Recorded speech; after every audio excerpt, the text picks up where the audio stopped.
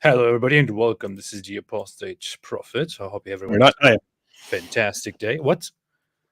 I am the Apostate Prophet. I am the Apostate Prophet. Listen to my melodious voice. Listen to it right now. I'm very exhausted. What? Why do you want to go to live then? I don't know. Let's just quit this. Let's just cancel before we start. No, I'm exhausted, but lots of people are also exhausted, and yes, that's it. So,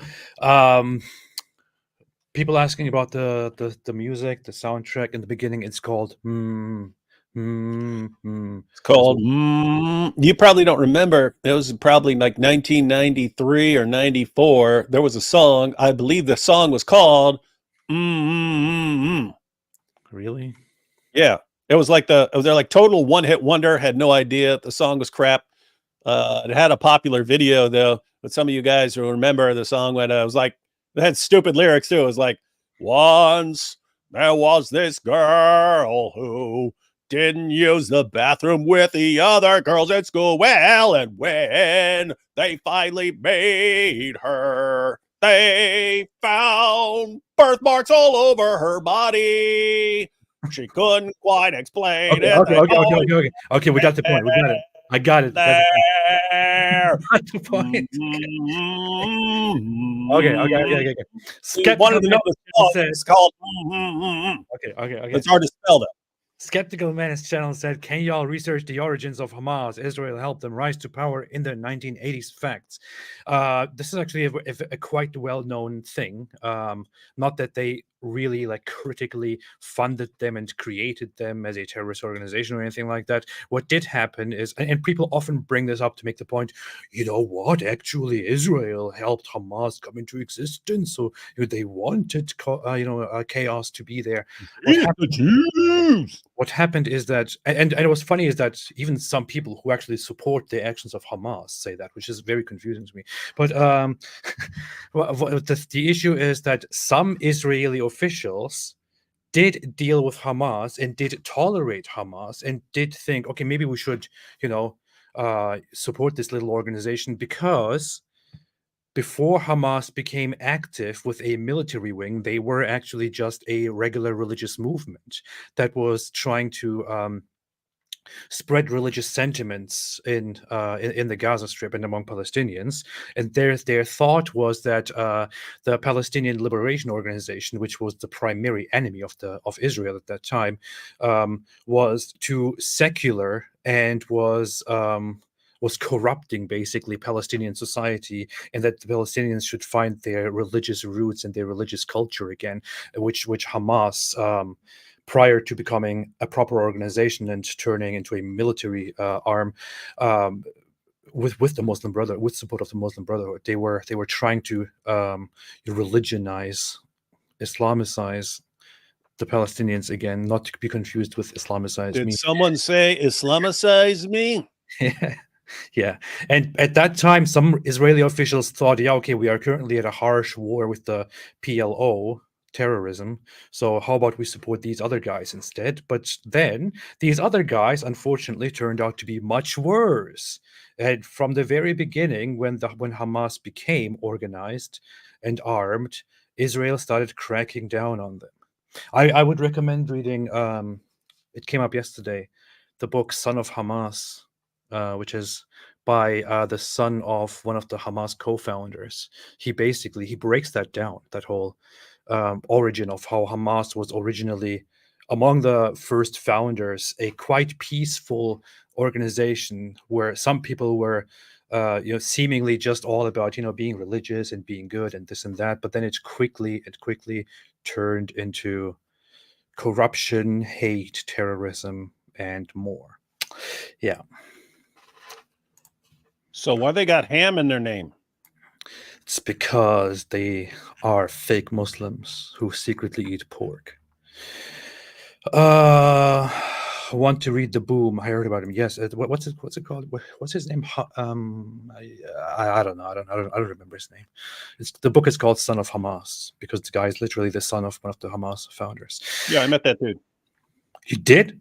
Yeah, before he was super famous. It was after his conversion. Met him out in California. You met him? How was that? Explain to me. He was. I was at a conference. He was sort of in the back room with a couple of people because some of the people at the conference had been involved in, evangelism and missionary work and stuff for a long time, and people were basically giving him some advice because he had not been a Christian terribly long. And they were saying, "Look, as soon as you announce that everyone's going to want you to come and speak, and so on." So they were just giving him some advice on how to deal with the fame he was about to instantly encounter. You mean this guy, right? Yeah, met him. Yeah, well, yeah. He probably doesn't remember. I just met him in the back room of a conference. Yeah. Okay. There's actually an interesting video. I don't know if I can play it. This was published by UN Watch. I thought, okay. Not sure if I can. Let's see.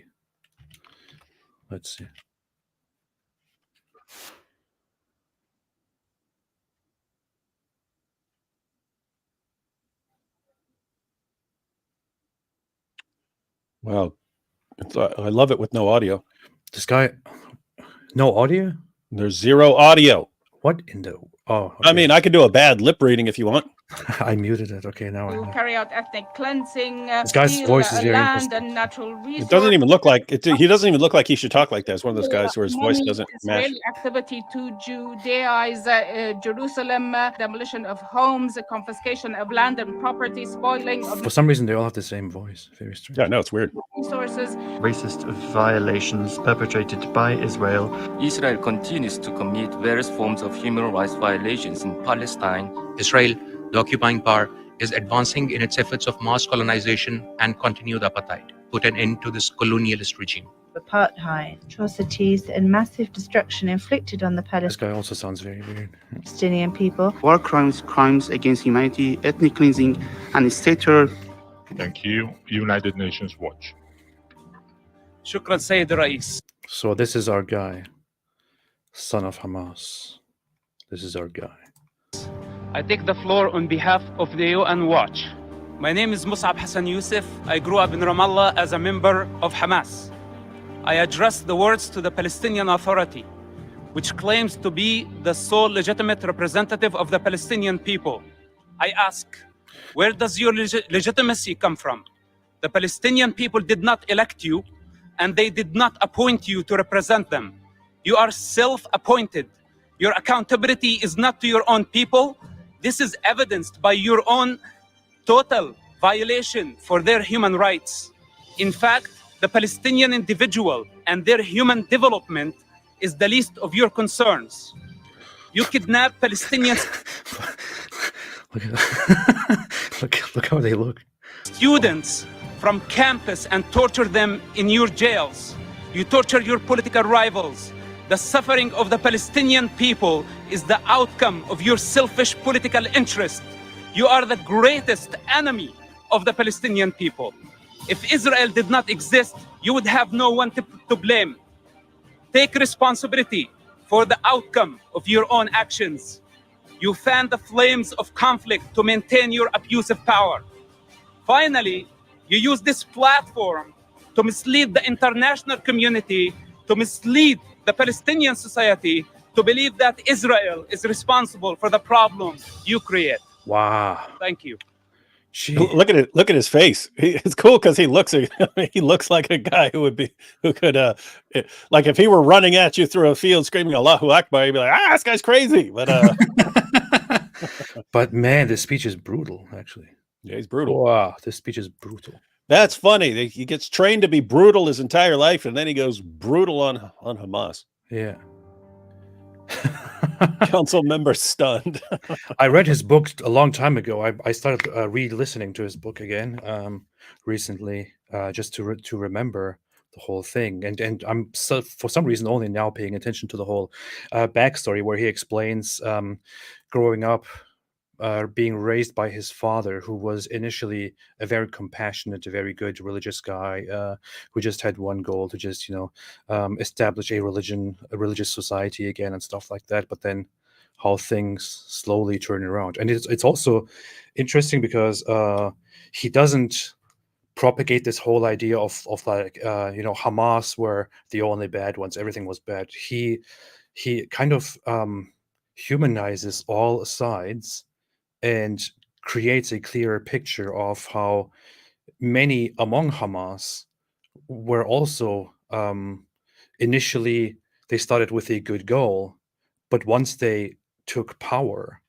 and were confronted with different with different struggles from their own side or their opponents, they became increasingly corrupted and completely lost track of their initial goal and started capturing, torturing people. He tells a story where Hamas just started randomly abducting and putting in cages their own members and other Palestinians to senselessly, aimlessly find so-called informants or traitors, and torturing them in very horrible ways. I don't know, really worth a read. Yeah, very interesting stuff. So, what's going on? Yo, what's going on? I wanted to look at a few stories here. Did you see that tweet from Suleiman Ahmed? One about community notes. Community notes are being manipulated by Zionists because they'll keep posting stuff from like a war in Syria that was used to look at what Assad is doing and stuff, and he'll post it like it's the Jews doing this in Gaza, and then like a community note will say, hey, this is actually in Syria and blah blah blah. And the Jews are controlling the community notes. These guys are hilarious. Sheikh Suleiman, the guy is such a scumbag, man. I'm happy saying that the guy is just one of the biggest scumbags on Twitter. I can comfortably say, and when you scroll through his feed, it's funny because there's so many community notes. No wonder he complains about them. But no wonder there are so many community notes because he keeps posting fake news, keeps posting things out of context. Like, is this the guy? Is this the same guy who was always like harassing and stalking the people, the women who are accusing, like the women who are accusing Andrew Tate, and Andrew Tate says women aren't accusing me. This all made up. Women love me. Yeah, but there are actual women who are accusing him, and he's the guy who goes around. Look at this picture of her. How could she dress like this if she was a good girl? She deserved what she gets. Look how disgusting this is. Look at this. Child genocide in Palestine. 614 Palestinian children murdered by the Israeli IOF forces. And then he posts this photo, which is from a chemical attack in Syria, nothing to do with Gaza at all. And then he'll keep defending himself like after he gets. The written content of the post was accurate at the time of writing. Since then, additional children. Dude, why do you post photos that have nothing at all? Yeah, he says, "Oh yeah, the picture was just for your visual benefit or something." It's like, what's this guy talking There about? are more proposed community notes coming. More community notes are already here. The clip was originally broadcast by Egypt on our channel on May 31, 2021, when Egypt sent aid to Gaza. The Jews. Nothing to do with the news. Everything the guy says is totally fake, and then he blames the Jews. Israeli occupation forces in a ground battle with a tire. The tire wins. This has nothing to do with the conflict at all. It is from 2014. This guy is just, I don't know, man, it's wild. What a winner. There was even there was a post. Wait, I think I posted about it on my own thing actually. There was a post which was from him community noted, and he then just defends it or justifies it in such a horrible way. Where did that go? Where did that go? Where did I go? Where did I go? Where did it go? Where did it go? Where did it go? Where did it go? By the way, there are protests across the world, including slogans like "From the river to the sea, Palestine will be free." For those who are not aware, it may sound like it's a thing. It's a call for freedom or call for peace, whatever it is. It's a call for extermination. The phrase "from the river to the sea, Palestine will be free" is a call for the complete removal of Israel and Zionists, and to take the entire region and turn it into one Palestinian state. That's what that means. From the river, meaning the Jordan River, to the sea, so the entirety of it, Palestine will be free, which implies that any Zionist presence, any Jewish presence is an occupation of their own rightful land, which is not how things work. But here, look, he posted this video showing Israel attempting to create fake footage of deaths. Wasn't this like an actual movie or something they're filming? It's actually a movie set. And then, then the community notes came in. Even if it is. The community notes came in and corrected it, said this is actually from a movie set. And he's like, there are claims this is from a movie set. Even if it is, the general propaganda is real. What in... Wow, man. Yeah, I mean, think about this, right? I could say Jewish children murdered by Hamas and post videos of post clips of like Holocaust pictures of Jewish kids being killed or something like that, and say, look what Hamas is doing. And then people would point out, dude, that's from the Holocaust. That's not from now. What are you talking about? I said, well, still kind of true. Same similar idea. So what's the problem? What a liar, man. Yeah. It is pretty bad. And this guy is, and people actually follow this guy and like his tweet. I mean, look at they love it. Look at that complete fake people are getting to the point where they love lies, as long as, like, obvious lies. I don't mean like lies they don't even know. I mean, like, you can see it's an obvious, indisputable lie, and they just don't care. In fact, they love it. 18,000 likes. I mean, there's just so much garbage on social media going on. And you know what's so infuriating about this? A lot of that garbage comes from people who have for years now said mainstream media is dying. Don't trust mainstream media. Don't trust legacy media. Take your information from us. We share true news. Don't believe the propaganda and stuff like that. And then they don't believe the hype. Then they establish a following and start spreading the most pathetic garbage on the internet, and people just buy it. Yeah, that is. It's interesting that, like, it's becoming a bigger problem, because now there are plenty of idiots in the world, and there are plenty of deceptive people in the world, and they all have access to the internet. So it's very easy to just, as soon as something happens, go through, find some video clip or picture of anything ever that looks bad, and then circulate it as if it's breaking news. I have to say, community notes is, it's not completely doing away with the problem, but it is helping significantly with people trying to spread nonsense, and then other people can come in and correct it. And then there's a note there that says, hey guys, this is not correct the way this is being represented. Community notes are becoming pretty powerful. And what's interesting is I think Elon said that. I think Elon said that with the use of community notes is going to help with online journalism and stuff. Look at this. We are our dear friends here, Daniel Kikichu. He made a post which is why can I not look at it? Which has 5,777 likes. You know what? See what he says. The Jewish religion teaches that non-Jews are morally and biologically inferior to Jews. This leads to a devaluation of non-Jewish lives and even the legitimation of genocide.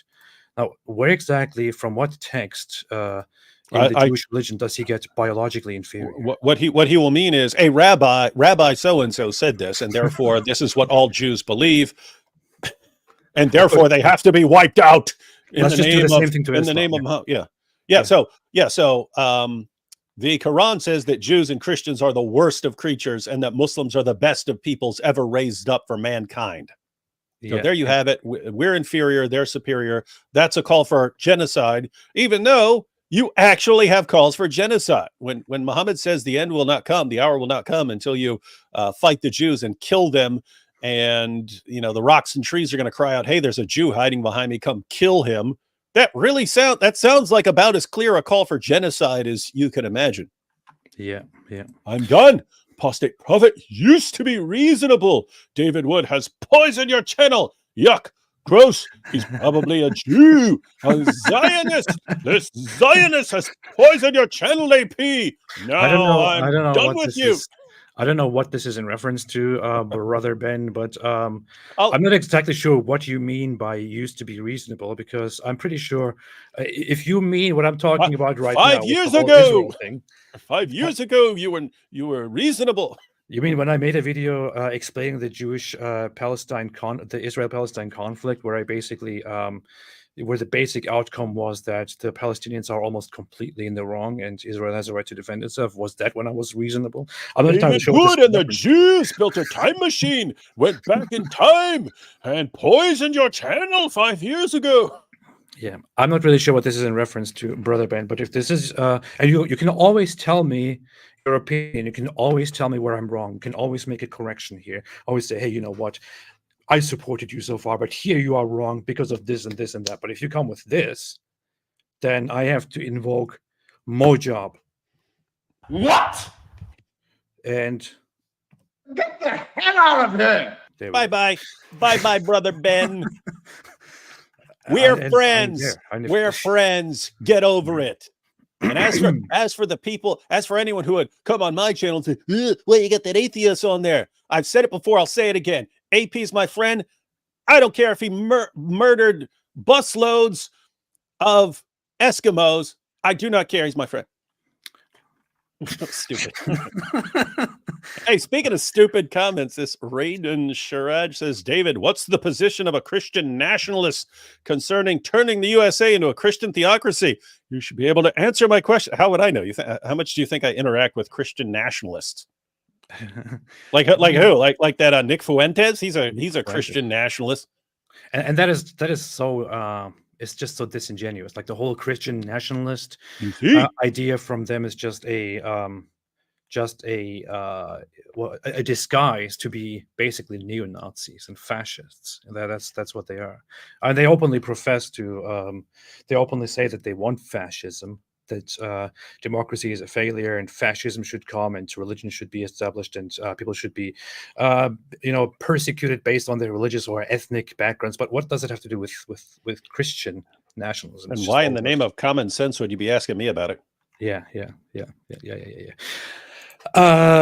Let's see. Marked some comments here of people who have some concerns.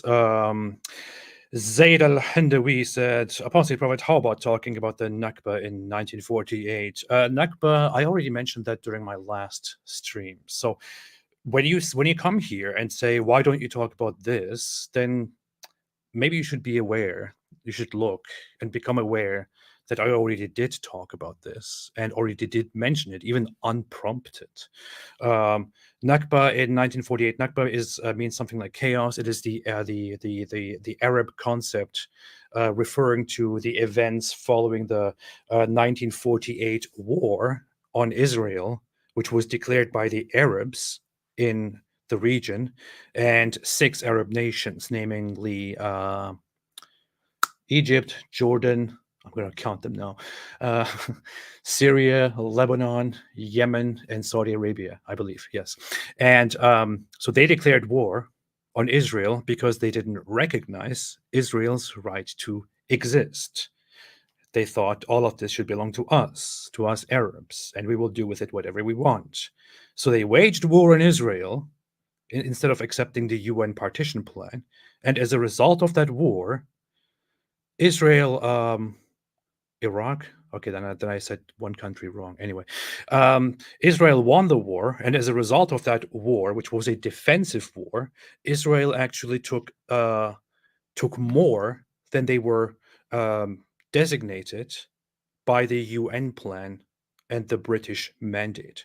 So yes, they did take more. And what happened during that is that hundreds and thousands of Palestinians, or Arabs, so-called Palestinians, left before the war and during the war because of the idea that they should leave right now because a lot of bad stuff will happen, and then later they will come back to a free, Arab Islamic place. And many others were later expelled for their participation in that war.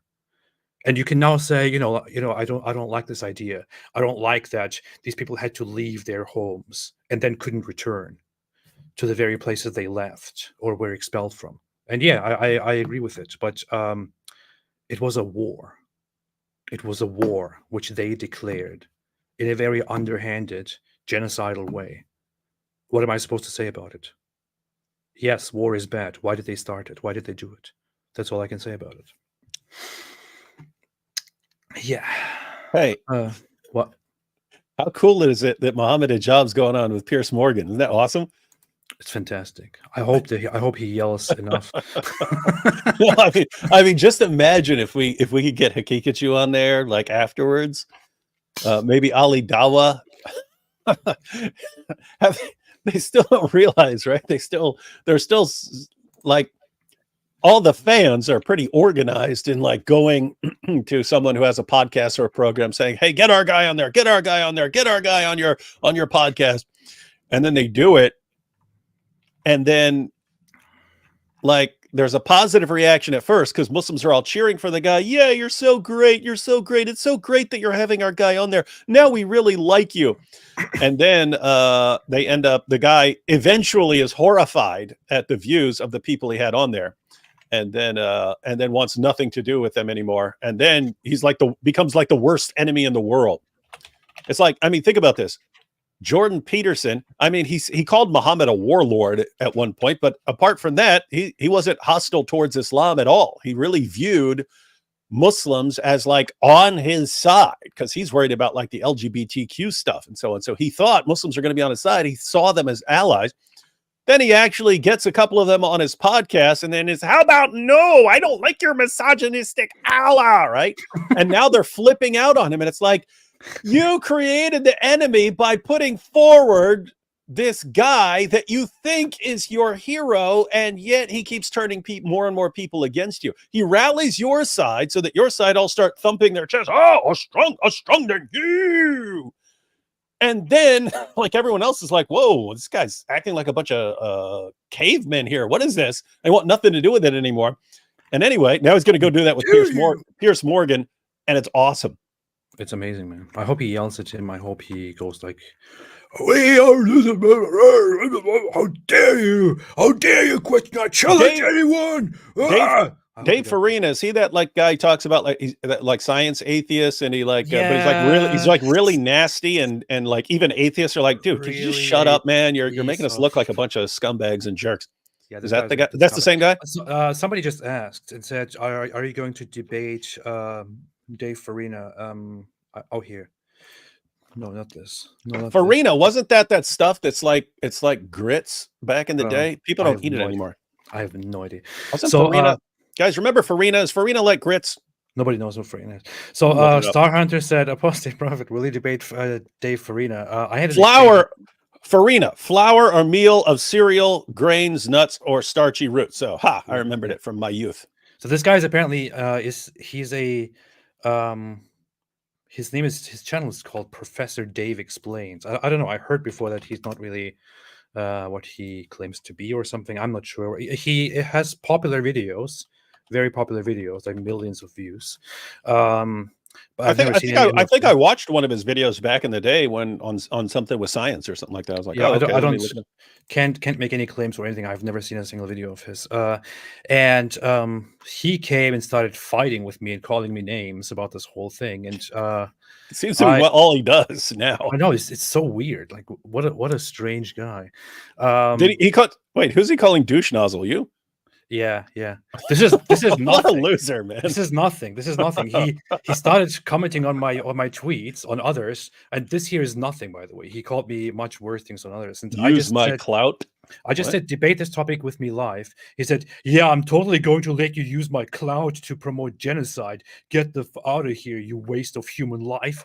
And this is how this guy talks to everyone. Yes. Again, even atheists are like, dude, can you shut up the way you talk to people? Like learn and to the nerve here, promote genocide. Are you kidding me? Like my Yes. whole If you disagree with them on anything, then you promote genocide. Everywhere I say this is horrible, this should not be happening.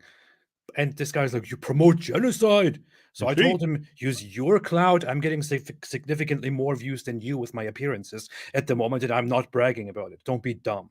You're hostile in confidence, so come and debate me, I said. And he then, I don't think he will accept. So if you're expecting that, of course he's not. I even have somebody who contacted me and said, hey, I want to arrange a debate between you two guys. I said, yes. I don't think it will happen though. This guy, he reminds me of like the Dawa guys, right? In the sense that if I'm thumping my chest and hurling insults at anyone I disagree with and calling everyone who disagrees with me, I say they want genocide and I'll just impress people like that. And like people who aren't into that sort of thing are like, dude, can you just shut up? No, I'm famous. I will not debate. Like, are people? I'm famous. I don't like, brag. Everyone knows. What are you doing here talking to me? What are you doing here talking to me right now? You're arguing with me in the comments, and I'm saying we should just do it live. And now you're beneath me. I'm too good for you. What a joke! It's so Professor stupid. Knave. So just so what a loser, man. If that is what you are about, I mean, if somebody says, if you have disagreements, if you continue calling somebody names and they say, how about we debate this, and you're like, no, if you subscriber count, fame, this and that, then you just need to shut up. You're obviously not taking this seriously. Your goals are obviously different, so just leave the conversation. Just what a douche nozzle. Is that what he called you? Was it douche nozzle? I'm trying to remember. Yes. Yeah. You know what's funny? It's like in my mind, the only sort of person who would ever say douche nozzle would be like the definition of the word himself. You know what I mean? Like the sort of person who would say douche nozzle. I'd be like, I think you're the douche nozzle here. What in the world is this? Is it? I would say that he's just using that word because he doesn't want to use like the dirty words, but he does use the dirty words very much. So what is douche? I don't even get it. I don't know. I wanted to get into this at some point, but maybe I should just make a whole different live stream on this. I feel like, or you can make a regular video for once in your life. Maybe I want to compare the foundational ideas of Zionism to the foundational ideas of Hamas. Ooh, dude, that would be a good video. You should do a regular video and a live stream about that. Yeah, but the thing is, I mean, it's obvious, right? Because when you read The Jewish State by Theodor Herzl, which is like the idea for modern Zionism, you see this whole thing, by this whole pamphlet of this guy who's envisioning basically almost like a utopia, like a very peaceful environment which we shall provide and things like that. And then you see the Hamas founding charter, which is like in the name of Allah, following the example of the Prophet, it is an obligation upon all Muslims and Palestinians to fight and kill them wherever we find them. Alhamdulillah. It's like such a stark difference, such a huge contrast there. And it would be funny to point it out. But even if I do that, you know what the response will be? From some people, the response from some people will be, why are you defending Zionism? Are you advocating for genocide? Are you work for Mossad? Are you one of the Jews who controls the community notes against our powerful brother Suleiman? Is that who you are? Yeah, terrible stuff. I'm still waiting for some. I mean, I have been defending Israel for several days now. I haven't received a single offer to get funded by the Zionists. Yeah, I feel robbed, man. I haven't seen dime one. I keep hearing from guys that we're getting paid for this stuff, so I assume that the check is coming, but I just never get it. I don't know. Maybe they're just delaying that whole stuff right now. I'm not really sure. I'm thinking of switching over to becoming a Muslim apologist, because then I can just brainless they get rich. be like, Dude, can you imagine David Wood and the apostate prophet after seeing that there really are scientific miracles in the Quran, and that the Quran has indeed been perfectly preserved dot for dot, letter for letter, have embraced Islam. Now shower them with money. Alhamdulillah. That would be beautiful. We'll let them shower us with money, and then we'll go, ha ha, I got you, and then we'll keep all the money. Alhamdulillah. U.S. to send a second carrier strike group to support Israel. Israeli military announces it is prepared for coordinated offense. Head of Gaza, largest hospital, says 35,000 people are sheltering in a hospital complex. Blinken has taught. Hezbollah reports exchange of fire with Israel. Earlier today, there were news that Israel launched artillery airstrikes into Syria and actually hit an international airport in Syria. And then some people were like, why is Israel attacking Syria now? Are they trying to drag us into a war? What actually happened is that from Syria, missiles were fired into Israel, and Israel then immediately just responded with shooting back. And of course, the response to that was, why is Israel attacking Syria now? Like, the world is very, very strange. Yeah. The world is, like, I saw it earlier here. Look at this. It's not even something that I'm making up here, or not even some minor thing that I'm referencing. It was actually like major account. Here, look. Jake Shields. This guy is like an Andrew Tate fan. He seems like a dope to me. Who spreads complete misinformation all the time. 5,700 likes. It says, Israel is now bombing Syria. Why are they bombing Syria, and why is the US involving ourselves in their war? And this comes immediately as the news report that Israel just had, hit Syria in airstrikes after Syria fired rockets into Israel. But this is the response. This is how people are handling information on the internet. It's just so dumb. So dumb. Here, you can see the responded. Alleged Israeli airstrikes targeted the Aleppo International Airport on Saturday night, according to Syrian state media, just hours after 2 rockets were fired from Syria toward Israel, and as tensions continue to rise along Israel's northern front. Apparently, as far as I have gathered from everything that I've seen from the responses so far this last week, what people expect is of Israel to just, lay down and let it happen. It's like, I don't want to make a comparison now to what I'm thinking, but I guess people get it. Yeah. It is. I mean, it always keeps coming back to this. The idea of guys who run and hide where they know there are a bunch of women and children.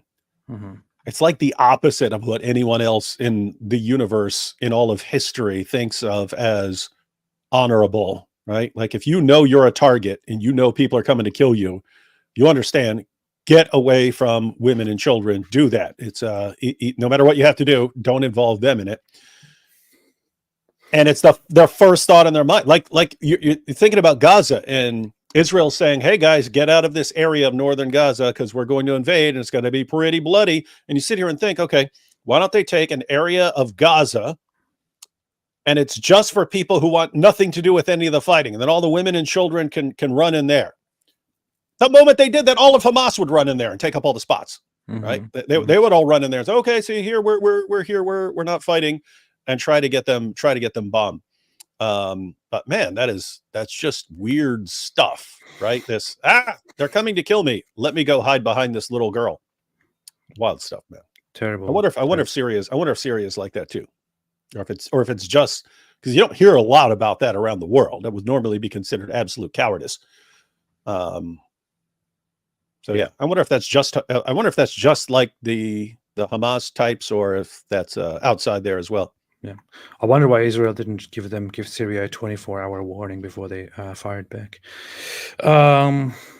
Certainly give them a 2-year warning. Yeah. Nana said, what would Prophet Joseph Smith say to all this today? I'm more a fan of Jim Jones, so I can't really tell. He didn't say Joseph Smith. He said Joseph Smith. Oh, I don't know who that is. That's a different guy. That's a different guy. That's Joseph. Yeah. Gad Sarge made this post earlier. He said, "It breaks my heart to see this level of Islamophobia." And he made these polls, which is your daughter insists that she wants to spend a year abroad studying in the Middle East. Do you prefer that she study at Tel Aviv University or at Al-Aqsa University? And, do you think Israel or Gaza West Bank offer a society better rooted in individual dignity, personal freedoms, including freedom of thought and freedom of conscience? And 3, if you were forced to emigrate from your country to one of 2 possible places, Israel or Gaza West Bank, which would you choose? I really want to see the people who said Gaza West Bank. Yeah, let's see if they're serious or not. Gad Sad's pretty cool. He had me on his channel for an interview. This was years ago, but it was cool because he's an atheist. He's an atheist. I think he's like psychologist or something like that. So yeah, like psychology background or something like that. But he had me on there, and he was asking me about. We ended up talking about Islam and stuff, but he didn't know. He thought I was going on there to talk about Islam. And right before we started, he goes, "Hey, I just looked you up and." There's some wild stuff here, man. He looked up my background. Like, there's some wild stuff. But I was looking at his face, and it was kind of like, should I have you on my show here? And he's like, well, maybe we'll talk about that first. And so we ended up talking about my background. But it was awesome because here's an atheist. Like people get mad at if on my channel, if someone's saying something that I disagree with. Where in my mind, I'm like, okay, I invited you on. We're not here for a debate. I'm interviewing you. You can just talk. I might raise some questions or something like that, but I'm not here to attack you if I've invited you on. But he was cool. I'm sitting there explaining how I became a Christian stuff. He's not flipping out or getting angry. But yeah, it seems cool. He's a good guy. I had him on my channel once as a guest a long time ago. He's actually an evolutionary psychologist. Who teaches consumer behavior and marketing and stuff like that. It's some very I don't know, probably give us some tips, man. Yeah. He wrote a book recently, which is The Parasitic Mind, which I talked with him about, and on how ideas spread and how bad ideas are adopted and spread. And he even talks about the whole Israel-Palestine thing and about Islam in there as well. The thing with him is that his parents, he was born in Lebanon before Lebanon went downhill in the 70s, and his family fled Lebanon in the middle of war to Canada. And one of the things he often says when Islam comes up in the West is how his family fled Lebanon as a result of religious persecution and severe anti-Jewish attitudes and behaviors. And then he comes to Canada, and here in Canada, he's suddenly surrounded by sympathies for Islam, sympathies for Islamism, sympathies for Muslim anti-Semitism, and so on. And it's just wild. Yeah. I know Lebanon was Christian, Muslim, with a minority of Jews. I think right now, isn't it like 50-50? I mean, close to 50-50, not 50-50. Marlon said, what up, AP? A lot. Your tears are wine to me, said Bacon. Very, very important comment. Very important comment. Very important comment indeed. So I want to quickly have a look at something. This is Lonerbox, who is somebody that I had a conversation with a few times over on Destiny's channel. In fact, I should maybe invite him sometime to discuss with him. He has different views on this whole issue, so I could discuss the whole conflict with him as well. And he actually asked the question about Ben Shapiro and Hamas here. And I think you and I could give an answer to this. So let's see. He's during the Abu Ghraib, yeah. Abu Ghraib, yeah, whatever. I always feel like when right-wingers talk like this, when you hear people say, I think we really can't look at this issue through a Western lens. It's very naive, in fact, to look at this issue through the white Western lens, and you're like, oh, is this person actually going to say something like kind of profound? And then it's always, if it's the Middle East, it's always followed up with them actually just saying, because these brown people are fucking crazy. Okay. Oh no, he said the bad words. Sorry. Yeah, that's always the answer. The answer is always brown people are crazy. That's what I hear every time I turn on any channel or anything. It's just brown people are crazy. That's the explanation. Usually, yeah. Oh wait, no, I don't. I hear that's what they say is always the explanation, even though okay, right. No, you're lying. Muslims, they are absolutely batshit fucking insane. Okay, like that. It's always followed up by this like really powerful. And the Jews are controlling the community notes.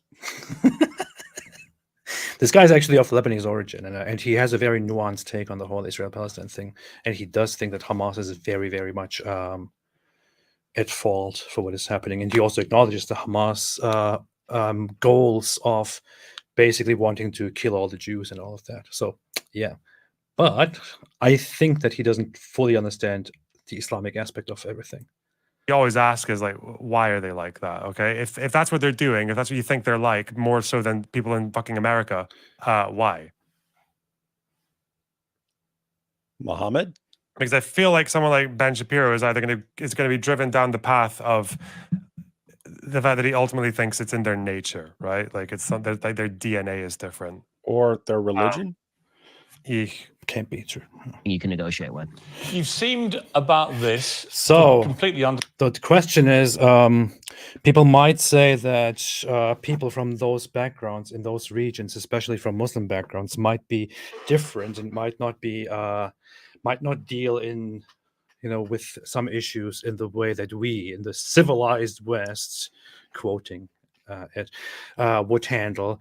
But why exactly is that? Is it because of DNA? Is it because of brown?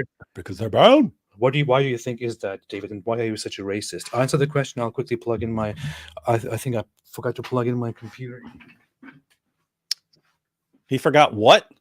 All right, ladies and gentlemen, welcome to the D Wood Show. I have infiltrated, as Brother Ben pointed out. I am here to poison this show. Just so everyone knows, Jesus is Lord. Atheism is stupid and false. I'm doing that right here on this channel, announcing it.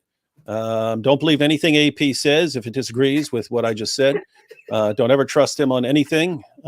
Just so you know, I'm here to infiltrate the entire system, slowly take over from within and turn all these channels, use them all to my advantage. And I work for Mossad. Yeah, we were just talking about the Palestinian conflict. Oh, okay. Yeah, that's good. That's good. So, why do you think? By the way, bad news to you, David. I heard everything you said. What? No, that was the Jews. So, what do you think is the reason why people of Muslim backgrounds seem to handle things so differently instead of, instead of just talking about things, disagreeing, voting and stuff like that? What is the cause? Let's see. I could say it's because they're brown, but I mean, Daniel Hakikachu looks whiter than I am. And he advocates some of the worst stuff of all, but it does come from Muhammad, who was the whitest prophet in all of history, according to his followers. I don't know. It's like the whitest guy had the worst ideas. That's strange. So I'm thinking maybe it's not because people are brown. No, I have to say, I think human nature is way, way, way more malleable than people are aware of. You could be raised in an environment where killing that other group is super awesome, and that's just what you'll do. Even here in the U.S., I grew up in a West Virginia hillbilly environment, and people act different. People act very, very differently. And so I don't know, you can get all sorts of different backgrounds, but if you raise people all their lives to think, hey, you're superior to everyone else, and God's last and greatest messenger tells you that he wants you to violently subjugate the world and to especially to eventually wipe out Jews, it's not too surprising to me to see exactly what we see here. If you convince enough people to follow that, especially if you're promising them an eternity of deflowering virgins in exchange for killing Jews. not too surprising to see a bunch of people going out and doing it. Yeah, which, by the way, no religion would ever promote. No religion would ever say such a thing. Yeah, yeah. So you could say then safely, I guess, that Islam is not the answer. What the answer would be that they're just genetically flawed. That's what you're saying. Yep. Okay, so President no, Zelensky. yeah, it definitely. I think it's definitely rooted in Islam. I want to. I don't know if you've seen this video. You probably haven't seen this video. Have you seen this video? Did you see this? I've seen it shared. I haven't watched it. Okay, watch it. You better watch it, man. This is a UN-funded school in Jerusalem, where they ask questions to these Palestinian children on the stuff they learn, and it's so that other guy that you just watched, his theory when we watch something like this is we're just going to be like, oh, this girl. I mean, you're darker than she is, AP. But our response is just going to be, look, she's a little darker than pure white. So that's why she's saying all this stuff. We're racist, right? And not because someone obviously put a bunch of ideas into this girl's head. Yeah. I just realized that she's whiter than I am. I should probably do something about that. Yep. I need to be whiter to please my white masters that I'm trying to please, which is why I criticize Islam. That's the only reason, of course. You should do a show where you have a ton of makeup on, you're like super white, but like get like a blonde wig.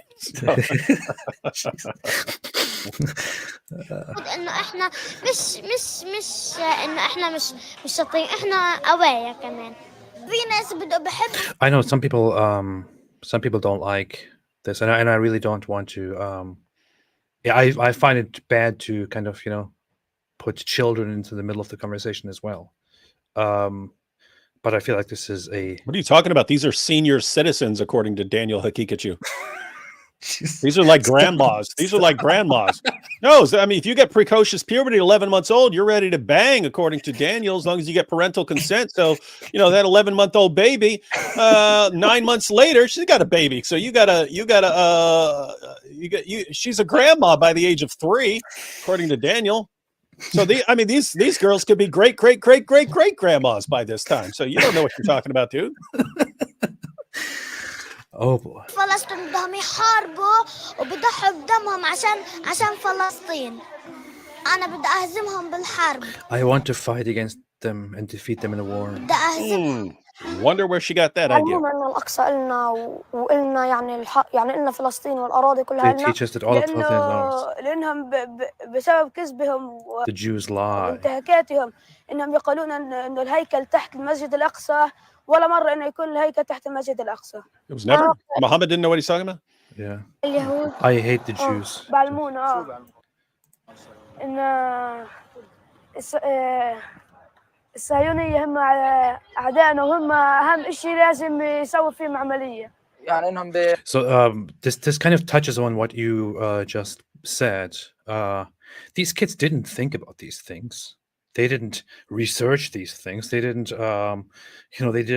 they didn't analyze these ideas. They did not think, okay, what is right and what is wrong? Does this make more sense or does that make more sense? They didn't even learn to do that. They were just told things from their parents, their elder, their environment, their school, as the point of this video is, and they are just indoctrinated with these basic ideas. And they learn to simply hate the other side and to kill the other side. And this is nothing. I think there are some spots where you learn where you hear some really, really bad stuff as we move forward. Think about this. So we're talking about how these kids are raised with these ideas, but I mean, you have kids in the US. I mean, Daniel Hakikachu, what do you think he's training his kids? What do you think Jake and all these guys are telling their kids, right? Pretty similar things, except, the big emphasis on child marriage is good, wife beating is good, killing apostates is good, and they're raising their kids with all this stuff. يعلمونا بالمدرسة إنهم إرهابيين بيحكوا لنا عن اليهود إنهم هدول مش منيح وهدول بقتلوا قاعدين بشبابنا. بيحكوا لنا هدول غدارين وبيحكوا لنا انه هدول Jews are بغضونا، bad هدول people. مش منيح. اذا بطعن بدعس عليهم. This kid says, I am ready to stab them, to put a knife. I'm ready to stab a Jew and to drive the بدعس car over عليهم. them. العمليات الدعس، عمليات الدعس، عمليات الطعن والاشتباك المسلح في المخيمات. We have to drive them over, shoot them, stab them. I mean, Notice how they're kind of being prepped, right? I mean, Yeah. you saw multiple times it came up, drive over them, right? Yeah, You know, we saw this in Europe and the U.S., where if you didn't have a gun, no problem, take your van or your SUV or whatever, your truck, and plow it into a crowd of people. And it looks like it's being emphasized to these kids, hey, just get in a vehicle and ram it into some Jews. Yeah, yeah. And I brought this up the other day when I showed this video. Which I brought up how these kids, they learn this stuff. They think that this is normal. They grew up with this. They learn that this is basically their goal as the people of Palestine, as they are told. And by the time they are adults, it has already been so entrenched in their way of thinking and their way of living that it has become part of their entire meaning of life, to basically hate, to fight for Palestinians, to hate the Jews indiscriminately, to kill them, to stab them, to drive a car over them, and so on. When you then are encountered, when you are then when you then encounter one of these people, and these people actually act violently, who exactly is to blame here? Is it that child that grew into an adult who learned these horrible things? Is it the parents who taught the child these things? But then you think about the parent, and the parent probably also grew up with the very same methods and the very same indoctrination. So can you really blame the parent? No, you have to blame the grandparents, but hey, they were also raised with that kind of stuff. Can you blame the school? But the people who teach them these things in the schools were probably also raised with this. So where does it all go to? And I don't know, where I see just one source for these horrible ideas, one source that makes people think this way, that teaches them these things, that normalizes all of that, is Islam.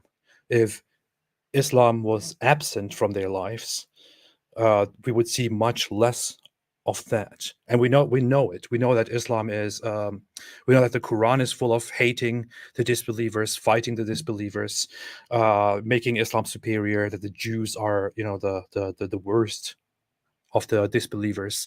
We know that the hadiths say that Muhammad prophesies that the Muslims will fight and kill the Jews, and even the rocks and trees will say, there is a Jew behind me, come and kill him. If you removed those aspects, this would, the impacts would decrease dramatically, I would say, and there would be much more hope to eventually get rid of all this hate that they learned from a young age. What's crazy is when you're sitting here watching this video, these kids, and I'm sitting here thinking, well, they look like any other kid who should be just playing with a ball or something like that, or goofing off or reading comics, and they're all sitting there, Jews, got to kill the Jews, got to drive over the Jews. It's like, gosh, man. Yeah. This mostly political conflict, said Rose Thorns. There is, of course, politics involved. Of course, there is politics involved, but it is not just it's not political. It's not political because of, politics alone is not enough to lead to all of this. The initial resistance movement and the initial war, the initial fight against the Jews in the region was basically because the Jews are the enemy. The Jews are impure. The Jews come here and want to steal our land, which is holy and which belongs to us, which belongs to Islam. How can we allow this? The Arab nations came together. Muslim nations come together nowadays to express their hate, not because of because they all have some political interest, because they all care about the land that these Zionists are on. it's because of Islam. They will appeal to Islam all the time. I grew up with my my whole life being indoctrinated.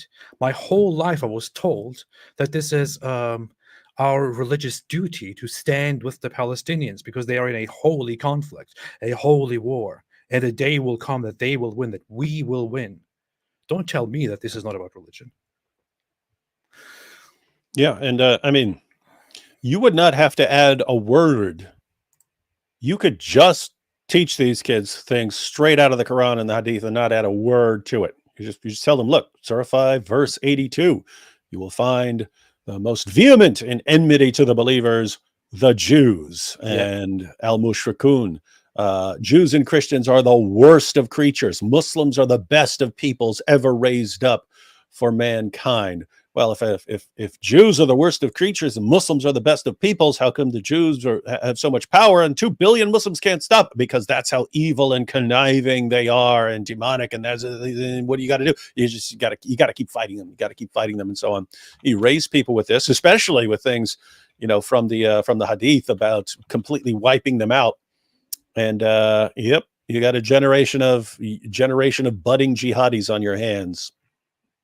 Yeah. ايش اكيد هدول العمليات ترفع الراس ولفلسطين. العمليات هاي تاعت الدعس والسكاكين هاي اشي بيرفع الراس لفلسطين.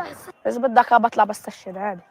انا ان شاء الله اساعد الشباب. I will fight for ISIS. مقاوم بالمستقبل مع الدولة الإسلامية. Yeah, and so on. And what's crazy is groups like ISIS would love to have these little kids. Yeah. They want that. They would. And that little girl. Yeah, they would look at that and be like, that little grandma right there. Yep. She's a little old for us, but okay. Yep. Well, again, one of those things. Where's that? Oh, wait. So Ben Shapiro was on with Piers Morgan. Was this recent? Yeah, I actually want to play something. That makes sense. I can guarantee you what happened right after that was, you had Ben Shapiro on your show. To be fair, you should have our champion Mohammed Hijab on there. Actually, Mohammed Hijab. Amen to that. Please, I would have Mohammed Hijab on every news station all day, every day for the next 6 months with Daniel Hakikachu and Ali Dawa.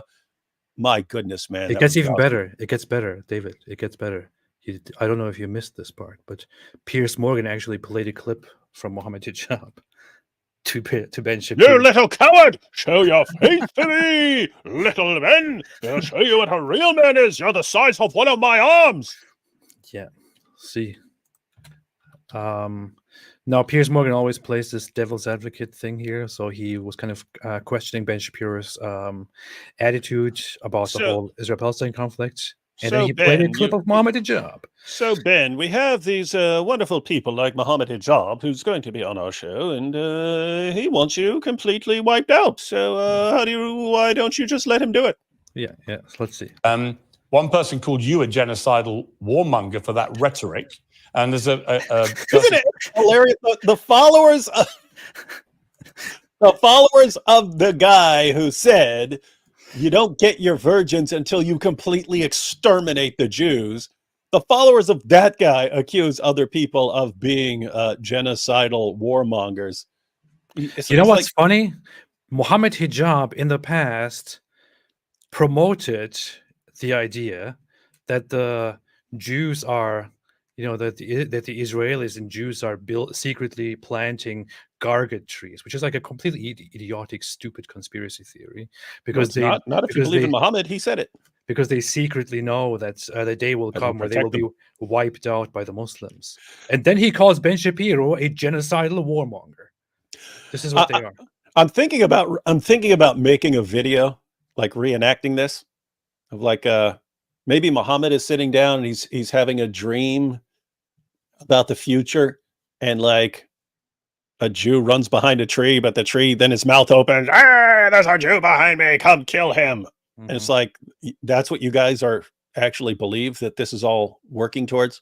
Yeah. Yeah. Called Mohammed Hijab in a video. Hey, by the way, little side note here. I mean, it's amazing. These are the exact same guys that a year ago, Muslims put all their hopes into building bridges with these guys. Yeah, yeah. It was like the political right, the Daily Wire type people, and hey, we're all going to work together with these guys, and it's going to be us and Andrew Tate and all these Daily Wire guys, and we're all going to work together and get what we want. And now they're like mortal enemies. I'm so split on the whole divide there, and a lot of the Daily Wire guys. I mean, I blasted them in the past because they were so quiet about the whole Andrew Tate. I've noticed you don't like almost anybody, man. Well, that's not true. Everyone, you're like, I can't stand that person. I just tend to talk more about the stuff that I would think should be called out and talk less about what I actually like. I think that's what I do often. I guess if that's a bad thing, you could blame me there, yeah. But no, it's good. The whole Daily Wire camp kind of distanced themselves from that flow, from that trend, except, of course, one individual by the name of Candace Owens. But anyway, let's see. Responding to Ben Shapiro on Israel, he says this. First and foremost, I'll say, yes, we condemn any woman, child, or whatever it may be that's being killed. Look, he condemns all women and children. Yeah. We don't want to kill them. We want to take them as our sex slaves. Yeah, yeah. Betty left that part out. Non-combatant. But why is it the case, Ben? Huh? Dude, why is back up from your mic, dude. None of your colleagues or you clipping have been able to offer one single condolence, one single condemnation, one single word of sympathy for any of the Gazans that have been killed. Don't try and smear us. Don't try and slander us. Don't try and attack. I'm pretty sure that Ben actually voiced his opinion on how he thinks that the two sides are victims and that he doesn't want the killing. So, but what Mohammed Hijab means and what people like him mean is, so as soon as Israelis die, people, people like Ben Shapiro become angry and upset, and he's like, why don't you explicitly blast Israel and say, I feel why don't you blast Israel, which just got a bunch of people were just massacred. Now why don't you condemn Israel? What? Yeah. Don't try and produce red herrings. And I think you're an ass, a jackass. And we're not talking about Hamas, we're talking about children. Hey. We're talking about women here. We're talking about. Have you clipped that for your little soundboard yet? I should. You definitely, yeah. You make me sick. You make me sick. What's your response to that, Ben? I mean, I don't know how he didn't bust out laughing at that little demonstration there. Ben Shapiro has been. He looks a little bit greeny here, but Ben Shapiro has been pretty. He hasn't been very, very funny these last days since the whole attack happened. You see? Very angry and all that. Yeah. I'm sure a reaction you've heard from a lot of people. What do you feel about that? I mean, my obvious response is, of course, I feel horrible for the people who are being held by Hamas in liar, you love it. 15 years. Hamas was the elected government in Gaza in 2006. There hasn't been an election since then. All the people who are today ranting, as you heard Mohammed Hijab doing right there, I don't hear them talking about liberating Gaza from Hamas, which is, and that's the end of it. That's it. That's already, and what hypocrisy! They expect somebody like Ben and other people to, immediately express how they feel so bad for the Palestinians, for the Gazans, and all of that.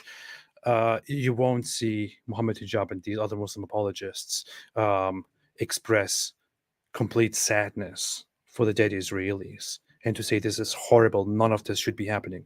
On the contrary, people were celebrating it around the world. I'm guessing that's part of why Ben is a bit annoyed and pissed off recently. It's not just the fact, a bunch of people were just slaughtered by Hamas. It's at the moment they get slaughtered, people start rejoicing around the world and screaming, gas the Jews. Yeah. And what? Why are you so annoyed? Why aren't you condemning Israel, Ben? We'll condemn Israel. Daniel Kikuchu, as soon as it happened, started celebrating it and calling for basically the death of Israel, the end of the Zionism, the death of Jews, and so on. Mohammed Hijab, as soon as it started happening, all he said was, "Yes, free Palestine and this and that," and immediately started attacking basically the other side. None of these people expressed any form of empathy for the other side. They justified it. To this day, they simply just justify it, and they're like, "Well, this is just the result of the Zionist occupation and oppression." So, Yeah, and how even do when you they come say now it, and accuse others of being hypocrites? yeah, even when they say it now, it's just part of an attack, right? It's yes, we're really concerned about the killing of women and children. Yeah, we condemn it, but not about the Jews, right? It's like they're saying it just so they can condemn other people. You know what I mean? Like, Yeah. apart from that, they don't seem to care a whole lot.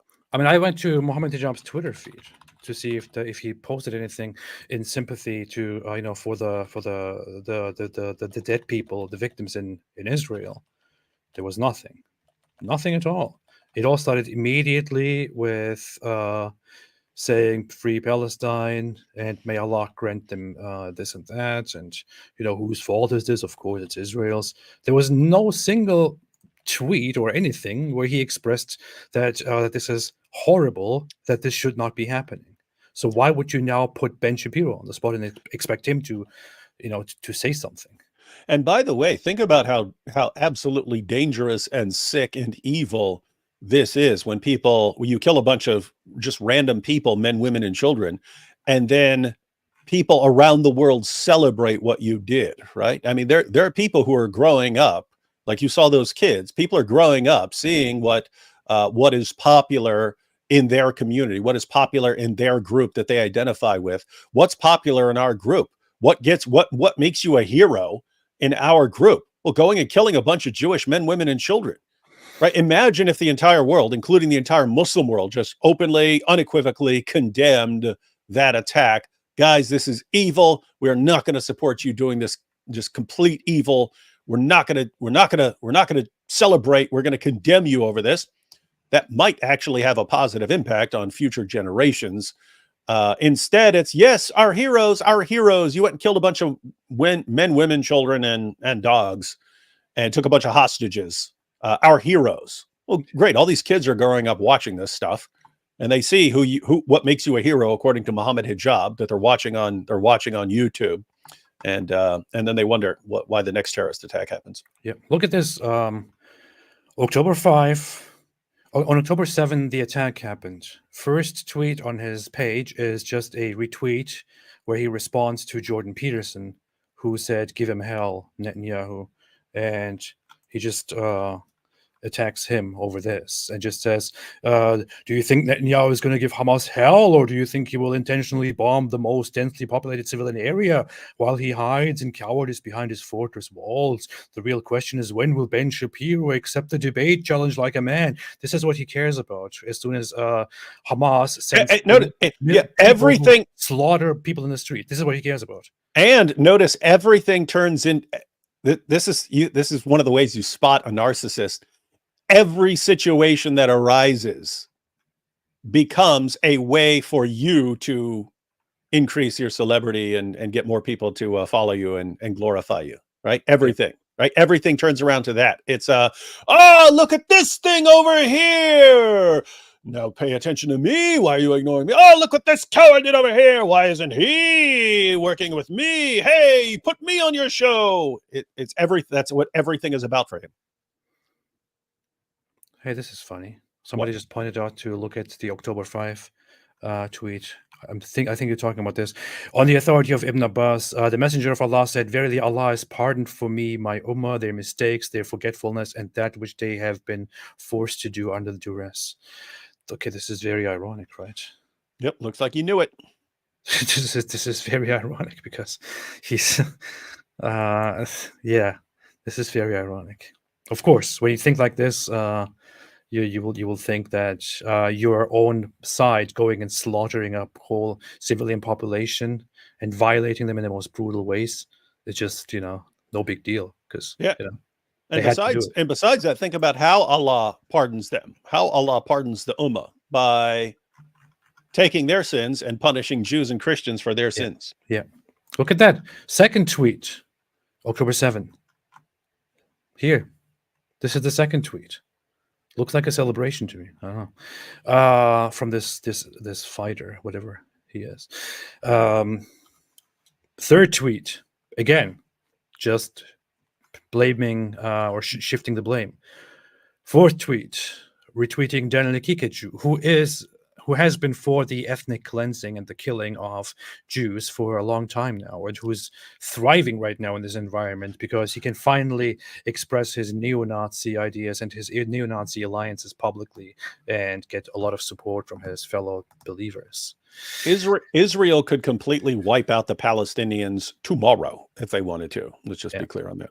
Yeah, and Israel is the side that actually made it possible for the Gaza Strip to become a self-governing entity. They occupied it. They took it over from Egypt after repeated aggressions. Then they tried to give it back to Egypt during peace talks. They said, "How about we'll give you this Gaza Strip? You take this. You take this from us. You govern over it. You do with it whatever you want, and let's make peace." And Egypt said, "No, not doing that." So. And Israel was left with it. And then they decided, okay, we are going to do a complete disengagement from Gaza and allow them to establish their own government. And then they elected Hamas, the very organization which vows to eradicate the Jews, all of them in the world. And then he retweeted this. He says, "What I think every time someone gets angry at what Gaza did in retaliation."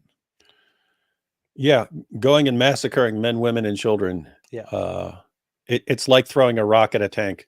Yeah, you see, all that happened on October 7th was just like this, just like somebody standing in front of a tank and it's just like someone being randomly invaded for yeah. And this is it. I mean, it's basically this, except that it involves elderly, women, men, children, babies, and that they are taken, some of them sexually violated, others just, stripped naked and paraded and brutally killed, shot in the head, chopped up, houses set on fire, and so on. But yeah, basically it's just like, throwing rocks at a tank. Yeah, pretty much the same thing. Who can blame him? So yeah. Speaking of hypocrisy, Mohammed Hijab is the greatest threat to the way of life of Gazans on planet Earth. Again, I have nothing but sympathy for Hamas, for the people that Hamas is governing, or the people that Hamas is exploiting. Really, I have nothing but sympathy for civilians there. Israel has to defend itself. I don't understand exactly what the expectation would be here. Is the expectation that because Hamas uses human shields, that Israel therefore has to go home and wait to have its people murdered again? Israel tried it the way that Mohammed Hijab and others would like. Israel literally pulled, in 2005, they literally pulled thousands of Jews out of the Gaza Strip. It was called the disengagement, and it was massively unpopular in wide swaths of Israel. They pulled out, they built a wall, and they basically said, go ahead and govern yourselves. And this is the result of that. You think that's a fact. This happened actually under the rather liberal centrist government in 2005, where Israel did, not because they were forced, where Israel did make a giant plan, disengaged from Gaza, removed over 20 settlements from Gaza, pulled out entirely, and said, this will be entirely Palestinian, take it, govern it. What they did do is they left blockades in place, such as control over water, electricity, and this and that, which were supposed to be lifted gradually, and conditions were set by the United Nations, the U.S., European Union, and Russia, Commission of nations and others that are not directly involved in the conflict, and the conditions were that the Palestinian governance must recognize Israel, which is necessary to make peace, to disavow terrorist activity and hostile activity, and to recognize previous peace agreements and continue the peace process. And as I said many times now, and as people said many times now, what happened next is that the Gaza Strip, with the chance they had for peace and for self-governance, they elected Hamas.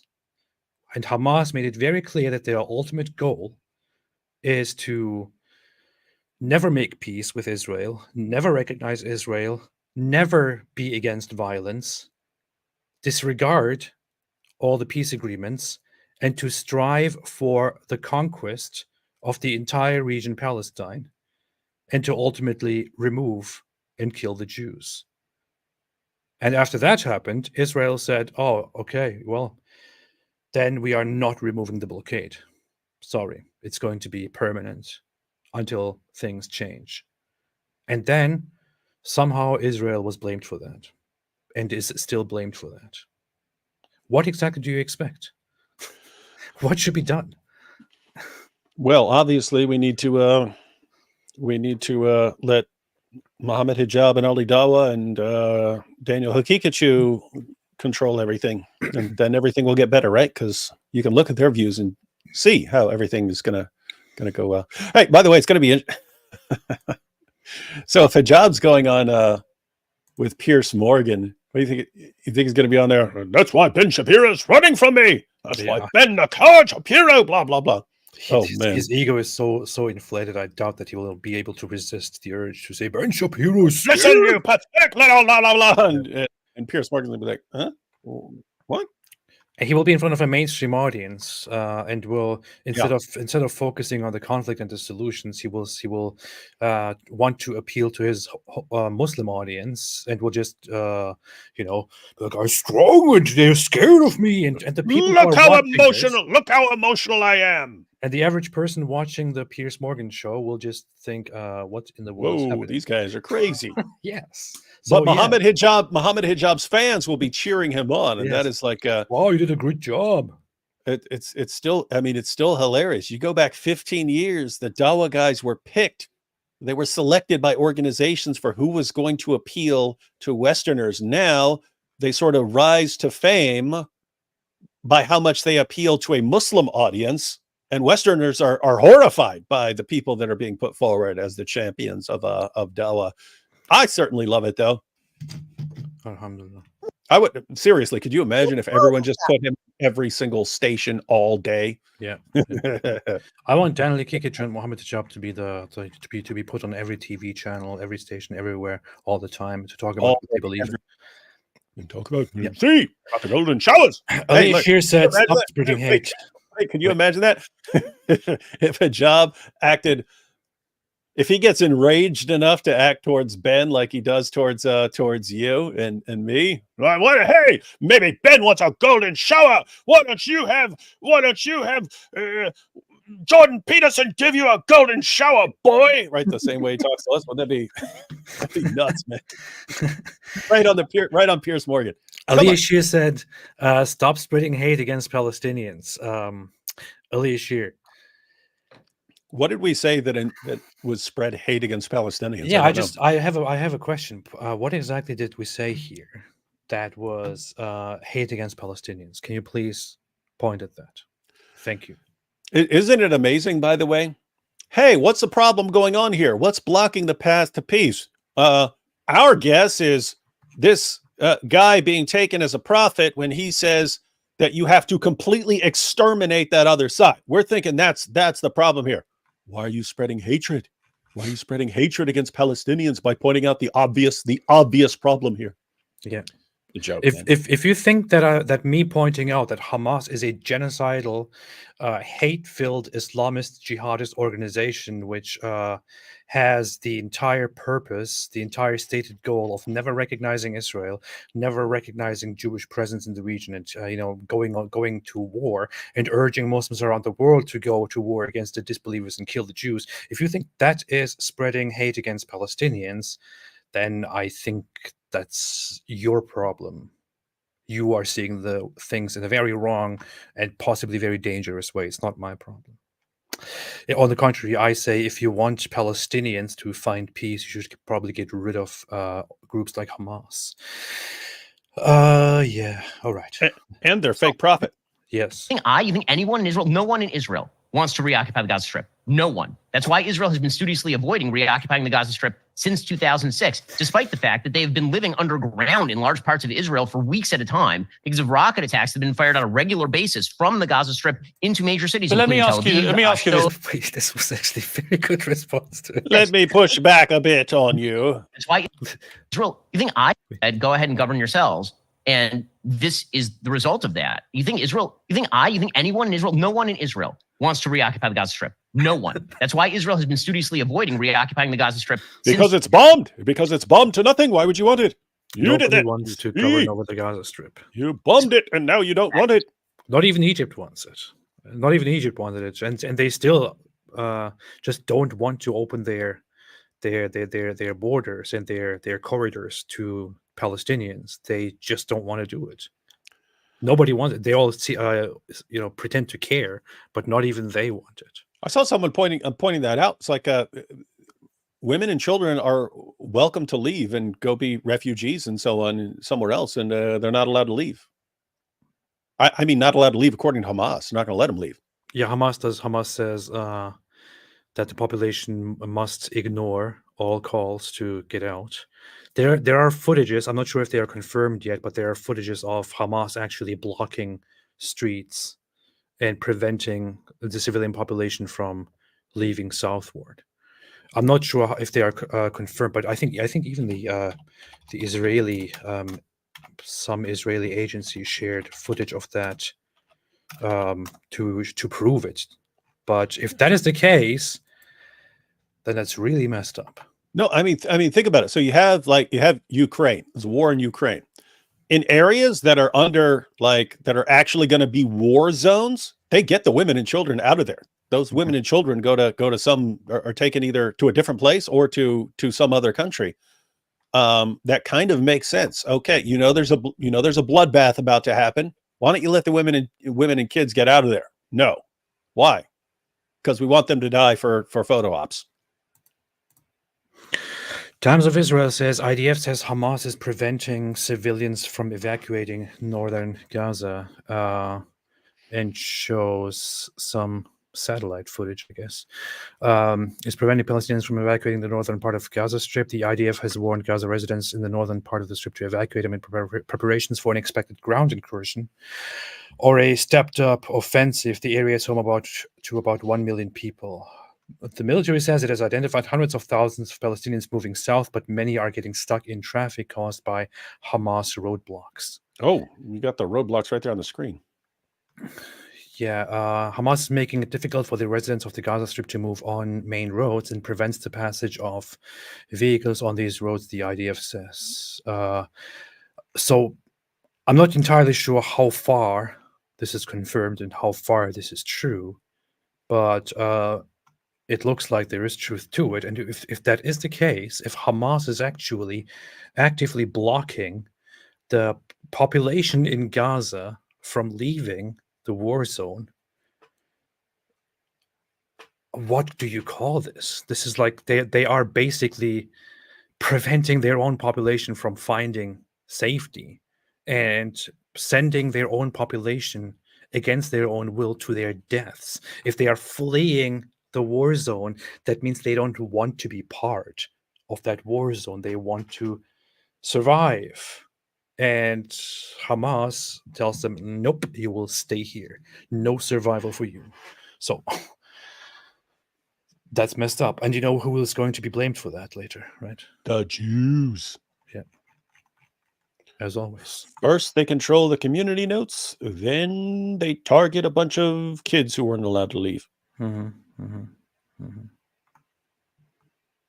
They've been living underground in large parts of Israel for weeks at a time because of rocket attacks that have been fired on a regular basis from the Gaza Strip into major cities. But let me ask you this. Ashkelon. In Gaza, you have 2 million people, many really of whom are young people. Yes.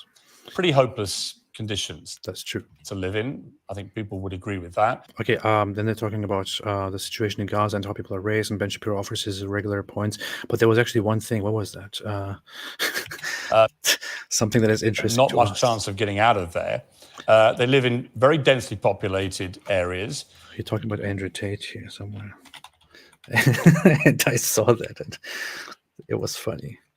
Oh yeah. Hey, did everyone see Andrew Tate saying that he had his guy on the ground in Gaza, and the guy's giving food that was paid for by Andrew Tate, and bombs are bursting all around the guy. And then someone saw the dude's license plate, and he's like in Syria or something. And then people said, no, he's in Syria. And the guy said, yeah, I'm in Syria. He's hundreds of miles away in Syria. And Tate was going around talking about how this guy was, Tate paid for this guy to be providing food in Gaza. The guy was in Syria. I mean, how in the world can he even go to Gaza right now and distribute food in the streets? That's we have reports of others not being able to enter. Did that guy somehow get in there because he said, "Oh, we have prostitutes," and he's not because he was still in prostitutes. He's not because he was still in Syria. But isn't it amazing? Like, the guy's actually in Syria. His car's in Syria. He's sitting there in Syria. He's admitting that he's in Syria. Meanwhile, Andrew Tate is posting that this guy is in Gaza, in a war zone with bombs bursting around him, providing food thanks to Andrew Tate. No, but maybe Deanna said with a paraglider. That's true. Maybe he borrowed a paraglider from those from Hamas, from Hamas, and landed in Gaza. Now he can't get out, but it was worth it because at least he's doing something for the top G. So that is crazy, by the way, right? Like how relentless they are. I mean, they were coming through tunnels, they were bulldozing through the fences, and they were coming over fences, like over, under, and through to get to you. That's how much they want to kill you. Yeah. Israel Advocacy Movement posted a video of some Israeli being attacked by a mob in England violently. Let's see.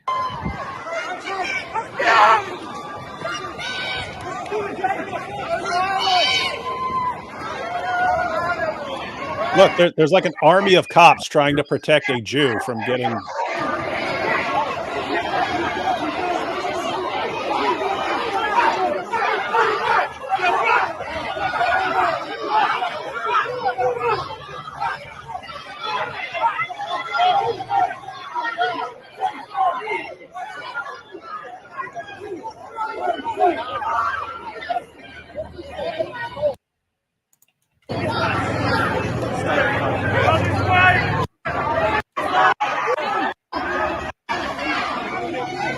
One person. It is one person. One person holding a flag. Attacked by so many people. In the UK? In the UK. In a country that is allied with Israel. While these guys, this mob, is basically marching for and with an organization that is considered a terrorist organization. They gather and chanting Allahu Akbar and other things, they attack this guy with a clear intent of beating him up and probably doing worse things if the police wasn't there. And Jewish parents are being notified not to let their kids out of the house with anything signifying that they're Jews. If they're wearing a yarmulke or anything, to have a baseball cap over top of it so that they can't be identified as Jews. I mean, this is the UK. This is the UK. You can't be a Jew in public because you're going to be attacked by a mob. Yeah. This is... Can't say we didn't warn you, everyone. Can't say we didn't warn you over and over and over and over again. Carol B said, I like the sign exist, resist, return. I hope they'll return to where they came from. Well, I'm just saying, if Muhammad kicked Jews and Christians off their ancestral homelands in Arabia, yeah, we have a right to exist and to resist and to return to our homeland. Yeah. Free Mecca. I mean, I say, if you are in the UK or in another country in the West, and you go out so passionately, always speaking out against your country and your alliances, and you continue always siding with so proudly propagating stuff for your place of origin and siding with the opponents of your own country, I think you should just leave. You should get out. You should get. Why in the world are you here? Get out. This shouldn't be a very controversial thing to say. I'm not saying be deported. I'm not saying you shouldn't be allowed to say it. I'm saying you should get out. And I can't say that because I'm being very consistent here. I lived in a place that I didn't like because I didn't agree with the culture and the sentiments and this and that, and I left. Maybe these guys, if they're so amazing, should do the very same thing. Is apologetic said, a wizard is never late, nor is he early. He arrives precisely when he means to. Gandalf. Yeah, Gandalf was a very wise man. Unfortunately, he's not among us anymore. But yeah, I'm never late because time. It is a metaphysical matter. Yeah. Tatiana said, AP and or David Wood, a Palestinian Arab pastor named Dr. George Antonius, who is knowledgeable the Arab-Jewish debate, would be interested in discussing this with you. If interested, please email him, Pastor. Okay, I'll check it out. Well, it's Hope Montreal. It sounds like a Canadian, eh? Oh yeah, maybe. He's a Canadian. Yeah. You seriously want to talk to a Canadian, man? I don't understand them. Do they even speak English? Probably. I don't. No, they all speak like some weird French hybrid. Yeah. Maybe if he speaks English, I will. Yeah, I might try. But thank you. Brash said Palestinians should convert to Judaism and make Aliyah to Israel. I solved the whole problem. I doubt Israel would accept, though. LOL. I mean, there are plenty of converts also that are actually welcome, contrary to popular belief. So not necessarily a big joke, right? Tatiana said he speaks English. I know. I'm just kidding. We're joking. That was a total joke, Tatiana. Michael Stins made a super chat. Thank you so much. I appreciate that. Sid Dave said, just like Israel was created for Jewish people, Gaza should be declared to be homeland of LGBTQ, where trans can call themselves by their preferred pronouns and live peacefully among their 1,000 genders. This is very bigoted and hateful on so many levels, and I condemn you. Sid Dave said Shia Muslims believe that Adam and Noah are buried in Iraq. Where do they get these all fake holy sites from? Abraham in Mecca and Mo in Jerusalem. They have crazy ideas. Then again, it's not just Shia, it's also Sunni ideas. I mean, the whole Islamic belief that Abraham went to Mecca, which is like nonsense. Yeah, to be fair, all kinds of people have done this down through history as far as claiming sites and relics and so on, and some of them do have some sort of historical basis of this was this guy's tomb, or this was where we recorded that this guy was buried a long time ago. But it was a thing once where you could get relics back in the day, like in the medieval period. You get relics of Jesus' cross, a little piece of wood that came from Jesus' cross, right? Anyway, so someone eventually did the math, and like the amount of wood in these little things that were being passed around as relics would be like a ton of trees. And so anyway, turns out some people were faking. But yes, that can happen. You can always say, if you want to make a tourist attraction or something like that, you can say, hey, this is where this guy died. This guy says it's now illegal to say from the river to the sea, Palestine will be free in Germany. This is pure madness. Now, this guy it's legal to say Deutschland über alles. This guy is not a very good hypocrites. A very good source for accurate information, so I'm not really sure how far this is true. But let's see. In view of the terrorist attack on Israel, the Berlin Public Prosecutor's Office and police want to take stricter action against anti-Israel slogans and demonstrations by Palestinian groups. The use of the oft-used slogan "From the river to the sea, Palestine will be free" is now being classified as a criminal offense by the Public Prosecutor's Office. A police spokeswoman told the German press agency on Friday. For those who don't understand the entire context here, there is no complete free speech in Germany. In Germany, it has been, for example, forbidden for a very long time to publicly display Nazi symbols. It's actually illegal.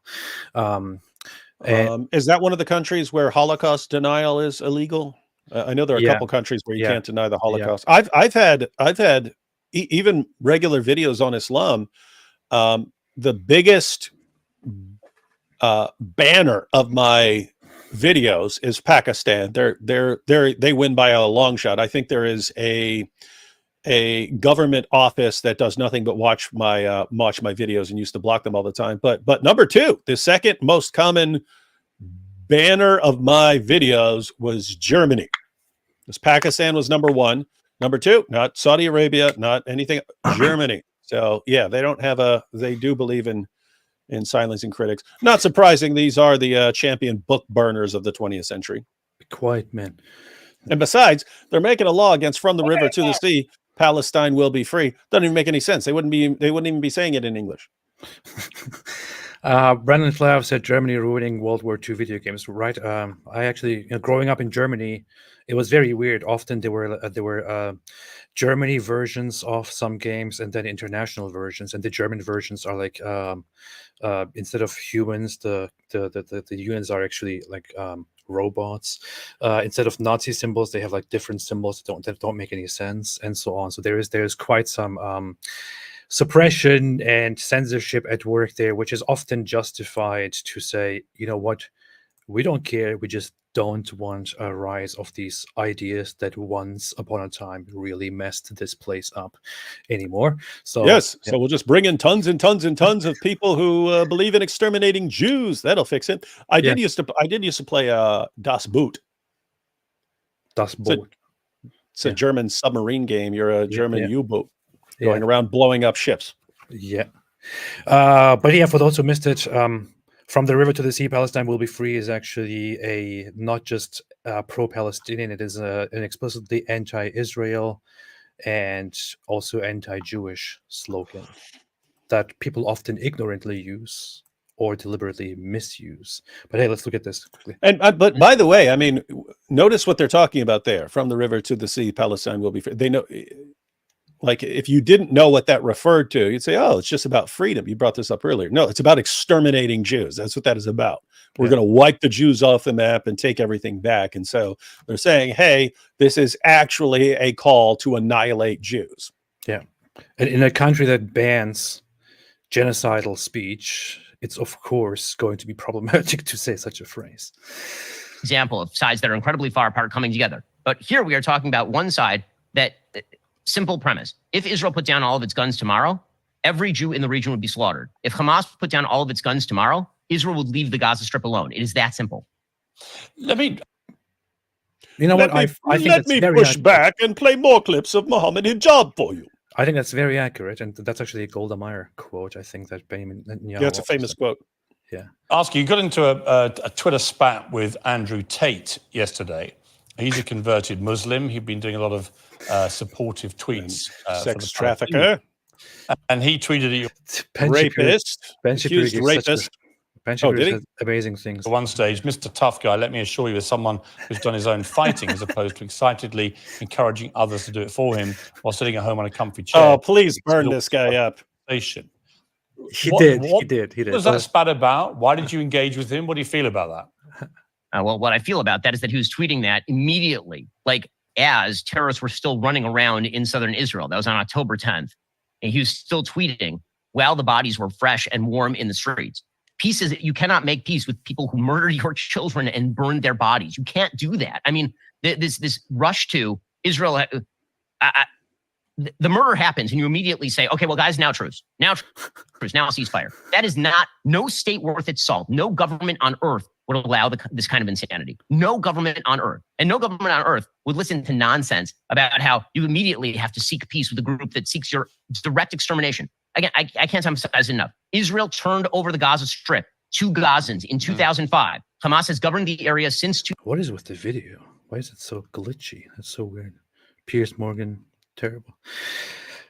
2006. The year is currently 2023. Israel has endured round after round of rocket fire on its major cities for literally almost 20 Isn't that what a dumb idea. I mean, I thought the same thing for days now, but yeah, even the same day, October 7th or October 8th, you have these terrorists pouring into your country, walking through the streets, shooting people down indiscriminately, the civilian population, taking them hostage, burning entire villages and communities down, regardless of who is in the homes, going to a festival, shooting.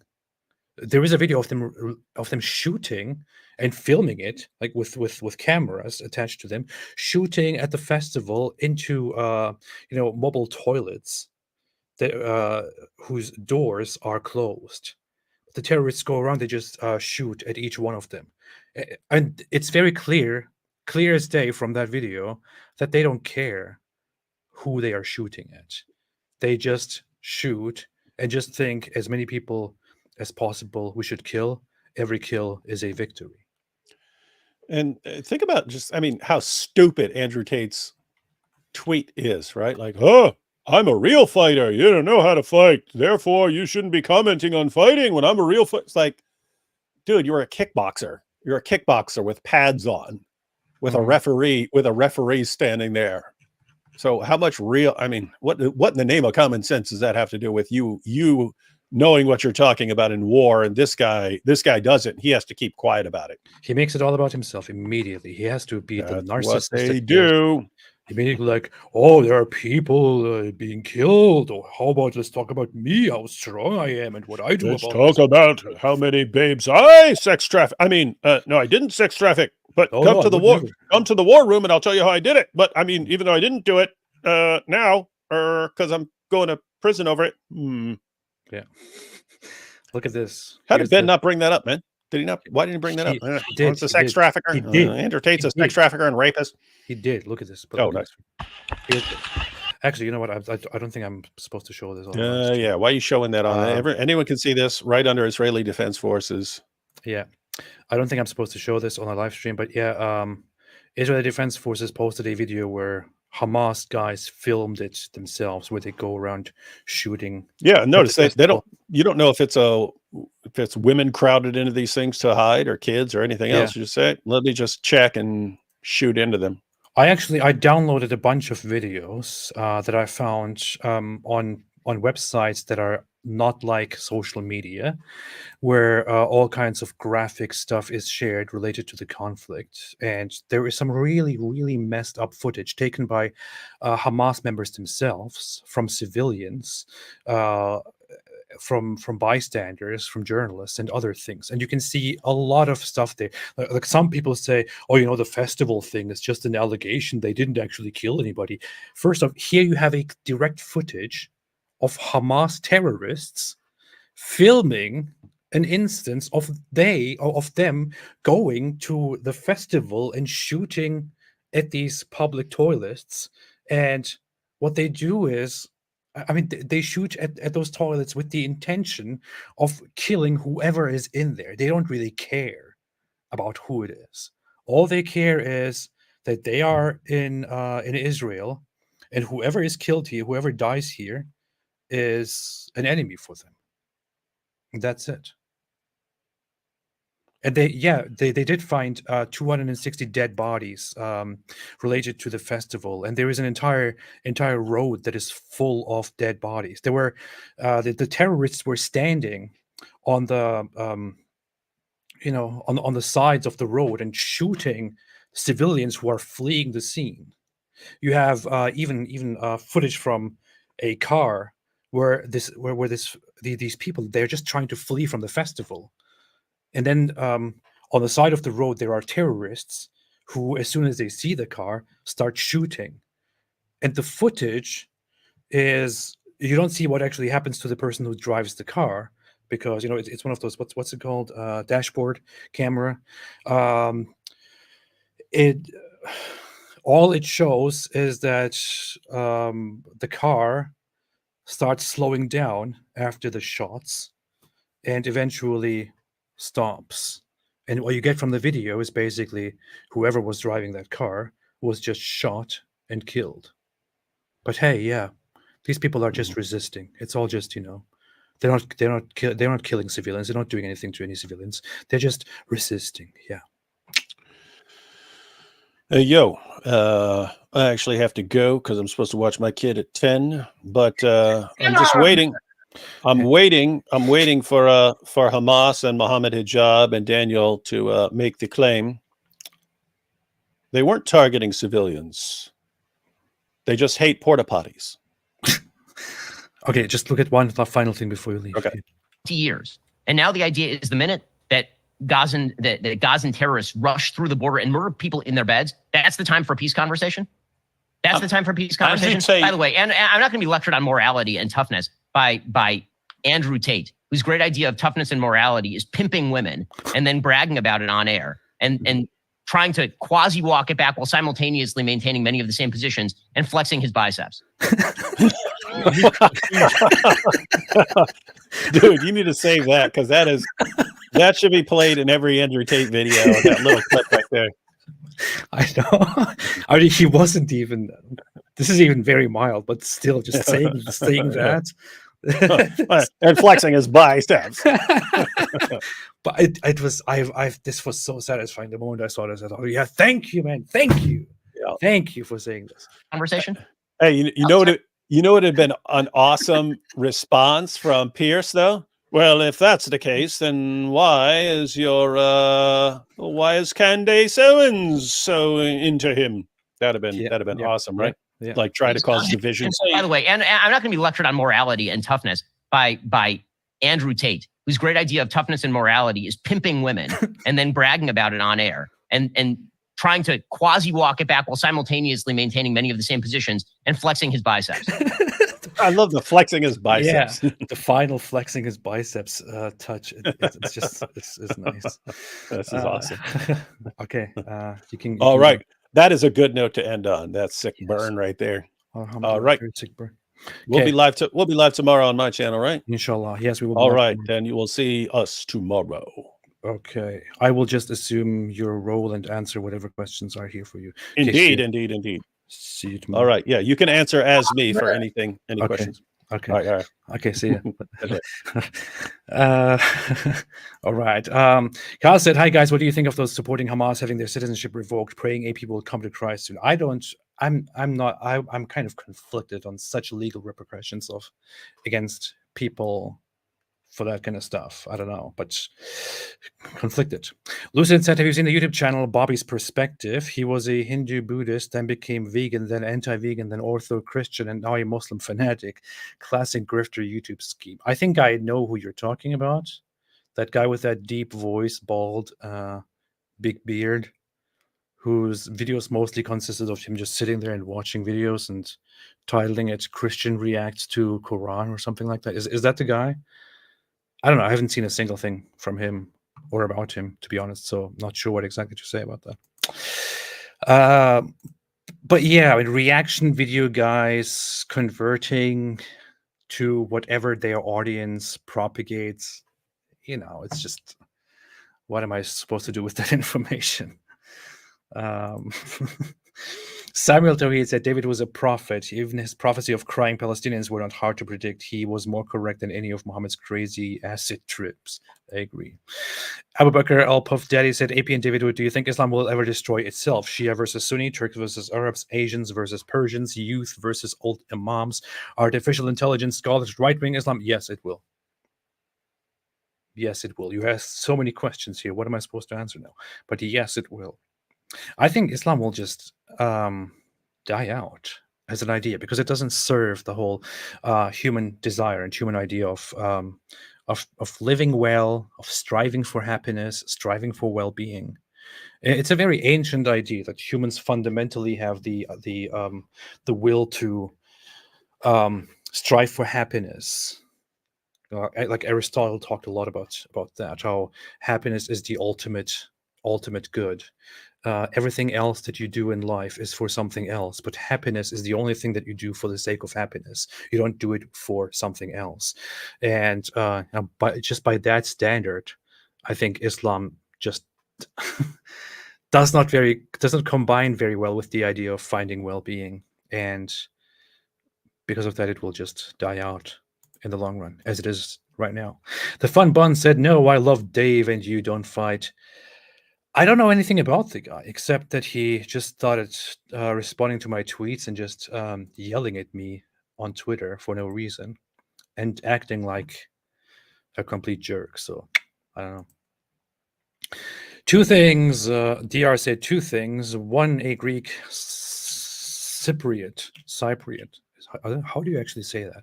This is one of those things that I read so many times, but I never hear anybody say it.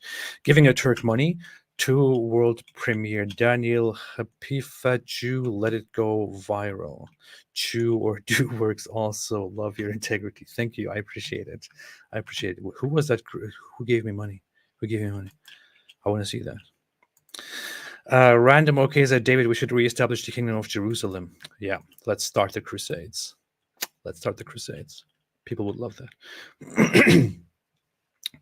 Red Knight 821 said, AP and Professor Dave are both atheists, which is gross, but AP is the better of two evils. Haha, God bless you, AP and David. Keep up the good work. Thank you so much. I appreciate it. Yeah, I said I don't know anything about the guy. Let's see. Prof. Dave. I think I turned on one of his videos the other day to just check who is this guy and why is he responding to me. But I don't know. Some weirdo. I don't really know why he engages in conversations with me and calls me names. I mean, he's just completely ignorant on the whole issue as well. Like, he brought up these classic lines of, oh, so you think the Zionists, just wanted to build their own country in a place where nobody else lives? Why did they go there and steal the lands and expel 700,000 people? I mean, just that statement, just that question has so many flaws in it that you can't even. Why would I take seriously somebody to whom I have to explain how that entire question is based on false premises and is completely factually wrong? It's just ignorant. But hey, I asked him for a debate since he was so arrogant and so insulting, but I don't think he will accept that. Sid Dave said, La ilaha illallah, David Wood Rasulullah. This is very, very Islamophobic. Very, very Islamophobic. The person with these symbols said, what do you think of the theory that Muhammad was influenced by Christian heretical sects? I think we both answered that question in the past and kind of agreed that he was probably influenced by some Christian beliefs and also Jewish beliefs, which he, however, very misunderstood very much and twisted for his own agenda, for his own little religion. And that makes sense because there is this book that I mention sometimes. I shouldn't talk when I turn around. There is this book that I mention sometimes, which is the writings of Saint John of Damascus, and he has a whole section here on heretics, and it talks about many different Christian sects, and one of them is actually the Muslims. He describes them as a Christian sect that is influenced by deviant Christians who found refuge in Arabia with their unpopular, strange ideas that were not accepted in the rest of the Christian world. So anyway, it all makes sense. So that's a very old theory. Mosh Cohen said, probably won't be available for a while. Keep up the good work and know that we watch your videos and it gives us power. Inshallah, they'll pay for it. This is hard to read, honestly. Mosh, all the best. I know you have been called to service, to fight. I hope everything goes well. Stay safe. Stay safe, man. Hope to see you again. Hope to see you soon. Stay safe. Mosh. Cedric said, for services rendered. Mossad, yeah. DR said, off topic, but I write jokes also. Muhammad Abu Bakr, is your daughter Aisha cute? Abu Bakr, brother, she's 6 years old. Muhammad, that's not what I asked. I wrote this joke and I'm proud of that. We're proud of that. But technically, Muhammad saw Aisha grow from a very young age when she was a little child, and he thought, hey, that little one, I will marry her. That's the Holy Prophet. Alhamdulillah. Yeah.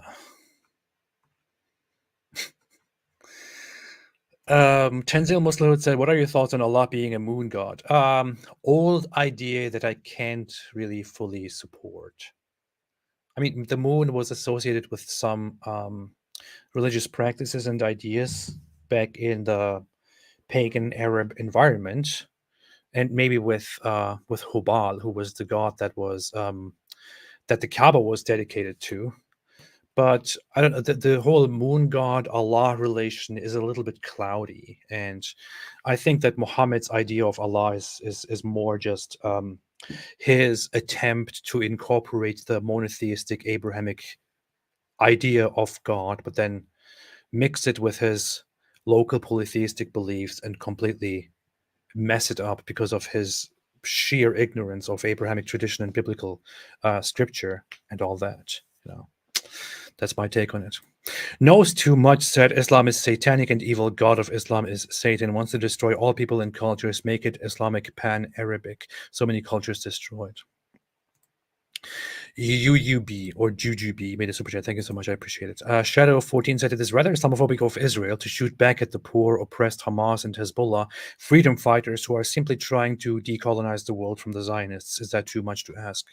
All right, that's what I say. So why is Israel? It's very disgusting. Why is Israel actually shooting back and responding to this group that just wants to eradicate the Jews and just wants to go in there and take it all from the river to the sea, rape people, take hostages, burn places down? Why would they do that? This is just disgusting. I agree. Voyager said, this Gazans will end up in Western countries through UN refugee programs. I can bet on that. I hope not. Knows too much that Muslims don't care that Egypt won't open their borders to the Palestinian Nazi brothers in Gaza. Egypt and Muslims want Israel forever under jihad. Yeah, I think Egypt is just also too concerned with their own safety and their own, their own well-being. And without saying it out loud, they just don't want to host more Palestinian refugees, including Hamas and terrorist cells. Because the last time that happened, much of the population, much of the terrorists that became active and fought Israel, many of them were, they grew up in Egypt. They started out in Egypt. And Egypt just doesn't want to involve itself in this conflict as a fighting side. They don't want to be responsible for hosting terrorism. They just don't care about that. Cedric said, if there are signs. God, should I play the video again? I should. Everyone should see that. If you haven't seen that, you should just see it. You should see it. In that, you should just see it. This is funny. I'm opening my own live chat. Oh, here. When there are signs of physical maturity, it becomes in Islamic law to have marital relationships or consummate the relation with his bride. And this is the example of the Prophet, peace be upon him. Do you know what precocious puberty is? Starting puberty unusually early. Is there anything in Islam that prevents you from, a man marrying a 5-year-old that started precocious puberty? You can arrange a marriage even as an infant, but that doesn't mean that sex is allowed. Could a man have a marriage to a 5-year-old consummated if she started precocious puberty? If she starts showing signs of physical maturity, then yes, that's permissible. As I said, said, age 4? If there are signs 3. So this is something that becomes biologically impossible because I have a study that shows it goes as early as 11 months. Well, that's something that the parents would not. See, the thing about Islamic marriage is that parents are involved at these ages. And when you look at the marriage of the Prophet, there are seriously people who support this guy and who think he's a great representative of Islam and he did a great job. I just applaud Michael, Inspiring Philosophy, for going there and making this possible, asking these questions so deliberately and exposing this guy for basically being a pedophilia advocate here. Wild stuff, man. Pedophilia advocate. Yeah, that's what it should be called. That's what he should be called. It shouldn't just be a Muslim apologist or a Muslim defender or preacher. It should be Muslim preacher or Muslim apologist and pedophilia advocate. That should be his title. That should be his title. Shayna Zion said IDF just sent a video message to Gaza. Really? Let's see. They publish it on their stuff. An important message for the world to hear from IDF international spokesperson Lieutenant Colonel Richard Hecht. Let's see. They've continuously attacked Israel every day since. We have a responsibility. I need to play it without sound to protect our people and make sure this thing never happens again. That's why the IDF is operating to eliminate Hamas in Gaza. Our war is not with the people of Gaza. Let me say that again. Our war is not with the people of Gaza. In stark contrast to Hamas war crimes. Okay, unfortunately, I think I'm not supposed to show this live. So if you want to check it out, go check it out. I'm going to share a link to that in my live chat. But as far as I just learned, I'm not supposed to show footage like this live during a live stream. I can show it on videos, but not on a live stream. Yeah, go and check it out. I just linked it. I just linked it in the chat, and I pinned it, so go and watch it, guys. Zaid Al-Hindawi said, AP, what do you mean you don't want immigrants like you in Germany? So you oppose your own existence in Germany. Go back to Turkey then.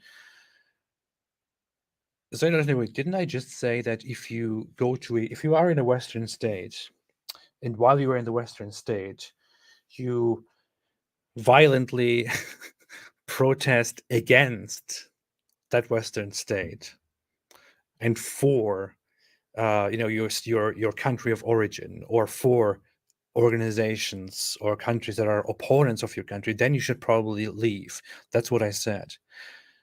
I was in Germany and I'm now in America. How in the world do you think that applies to me? Is this too much? Is it too much? How in the world do you think that would apply to me? But yeah, so apparently Israel's video is about evacuating. They are basically calling upon the Gazan civilians to seek refuge. Hamas has already told civilians in Gaza to ignore the warnings, but we are telling them once again to leave Gaza City. That's what they're saying. Yeah, so Israel's announcement to the Gazans is your leaders tell you to ignore our calls because they want to use you. We are telling you our war is not with you. We want you to leave Gaza City now and not be in the middle of a war zone. That's what they say. Thank you, Tatiana. I appreciate that. I appreciate the context. Question for David: How corner Israel has to so they nuke? Yes, I agree. But yes. Luke Slivkov said, when you stand before God, you cannot say, but I was told by others to do thus or that. Virtue was not convenient at the time. This will not suffice. Baldwin 4, Kingdom of Heaven. I will take note of that. Sankey said, Ben Shapiro should start kid show on Daily Wire to build bridges with Muhammad. I doubt that Ben Shapiro will ever actually want to sit down and have a debate with Muhammad Hijab. And why would you do that? Why would you do that? It's a dumb idea. Anyone who watches a little bit of footage from that guy should know that that guy is not interested in actually having a debate with you. Hey guys, thanks for covering this, said Mr. Crane. Also missed the debate yesterday. How did it go? Oh, the debate. It was the debate between me and Jake, the Muslim metaphysician, yesterday. It was fantastic. It was very good. And Thaddeus pointed out that it was actually the best debate performance by Jake, the Muslim metaphysician, that he has ever seen. Yeah. So check it out. Vieti Vista said, which of the 3 languages you speak is your favorite? Which one is my favorite? Good question. I think it's still German. So I speak German, Turkish, and English. And German is still my favorite. I think it's a very nice language. And obviously I'm biased. I don't know, because I don't know, I like Germany, I like German. I don't know. English is cool, but it's a little bit too it has a reputation for being very too simple and dumbing things down too much. Yeah. On X, I see dissenter grifters shill for Hamas 1 minute and call them a Mossad false flag the next. What explains this schizo mentality? I see the same thing. That's what I mentioned earlier. Lots of people say stuff like that Israel, it was actually, Israel funded and was at the very beginning helping Hamas to grow. They are responsible for the growth of Hamas. But then also, really, they're then in the next moment defending the stuff that Hamas does. It's idiotic. It is so stupid. It doesn't make any sense. But yeah, to them, this is just they want to move the blame over to the other side, and absolve their own side from blame whenever possible. I saw this today. From the same people who were justifying the October 7 attacks. I saw stuff like, well, did you know that Israel actually funded Hamas at the beginning? Okay, what are you trying to tell me here? It doesn't make any sense. Sid Dave said, when Muslims are in a minority, you can be assured they're always fighting to defend your country's multiculturalism and democracy. It is just that when they are in majority, things change. We have said it for a long time. We have talked about this for a long time. I just don't know what to say anymore. I just don't know what to say anymore about this. Okay, Zaid al-Hindawi, I don't want to be rude to you. You said, unlike Germany, we in the UK value freedom of expression and our right to demonstrate. So do the US in their constitution. Yes, but I don't think you understand anything I'm saying, so I'm not sure how to explain this to you. I'm not saying that people should not have the right to protest. I'm saying that if they so much love their country of origin or a different culture, that they cheer for them against their own host country, then they should probably leave. I'm not saying they should be deported. I'm not saying it should be illegal. I say they should probably leave. It's probably a good idea for them to leave, to just get out. Get the hell out of here. Like this. Get the hell out of here! Just leave. If you so badly, if you live in the UK, or you live in Germany, or you live in America, wherever it is, and you are so passionate about always defending some Islamist forces or some other countries that are at odds, that are clear opponents of the country that is hosting you, that is providing you services, giving you a home, giving you a better life because the place you came from is a shithole, then maybe just go away. That's all I'm saying. I'm not saying you should be deported. I'm saying just get the hell out. Do yourself a favor. Be consistent. Have a little bit of honor if that's what you want to go for, and just get out. I would get out, and I did get out. I was in Turkey for a while, and I hated it, and I got out.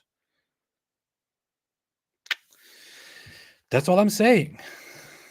That's all I'm saying. And it's very ironic coming from you because you are defending the Islamist networks there and then talking about freedom of expression.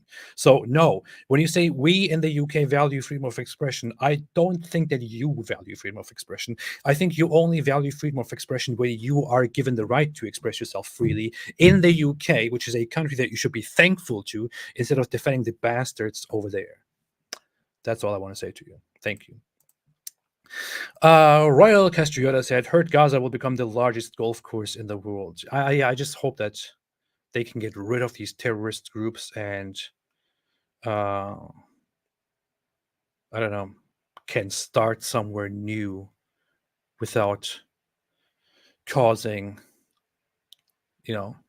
more war and death and all that. I don't know. The Magician said, "David, did Patrick Bet David contact you to participate in debates with Muslim influencers?" I'm answering for David, maybe. I hope that answers the question. I was going to say something about that question, but for now, I want to be silent. But next week, I might have some news. Ooh, what's it going to be? What's it going to be? HJAD said Israel went after Hamas so hard that even Allah died in those underground tunnels. Israel Hu Akbar. What just happened? What the? Why did my light? My background light just turned off, and it was very strange. Okay. Yeah, no, Allah definitely. Allah didn't make it. Allah didn't make it. Allah did not make it. All right, let's see. Top B said Grays 174. What does top B stand for? Top B. Do you mean top Ben? Joanne B. Hey, Joanne, thank you so much. Just donating in hopes that you'll arrive on time one day. It's 3 a.m. and I'm so tired, but I can't miss your live stream. Thank you so much. I appreciate that. Yeah. I might do more of those daytime live streams in the coming days, in this coming week. I'm very exhausted from days of doing stuff, but yeah, I might do that. But thank you, Joanne. I appreciate that. Thank you. Saint Charbel, miracle worker, said you two said you were warning the world for a while, and you have, but did you know why First Crusade was called? It was primarily to combat this new death cult, which was murdering Middle East Christians. Yeah, I mean, it was a call, a very desperate call to, I mean, I remember being in Germany in school in a, what was it? Was it 6th grade or something? 7th grade, 8th grade, I don't remember. And reading in history class letters during the Crusades, and letters in which calls for a crusade were made of things like, our Christian brothers can no longer perform their pilgrimages. They are being spat on and abused and robbed and this and that, and calls like that. But then also in those same history classes, I learned so much criticism about the Christians and the Europeans and the Germans. And what's funny is we then moved to Turkey, where I went to high school, and I didn't learn a single negative thing about Turks or Muslims. It was always Turks and Muslims were always right, the other side was always bad. And that's how education generally goes in the Muslim world. That's how it is. But yeah. Sid Dave said, AP, are Turks racist toward Arabs and see them as low? There is indeed a problem in Turkey, which is, there is indeed an issue in Turkey where people often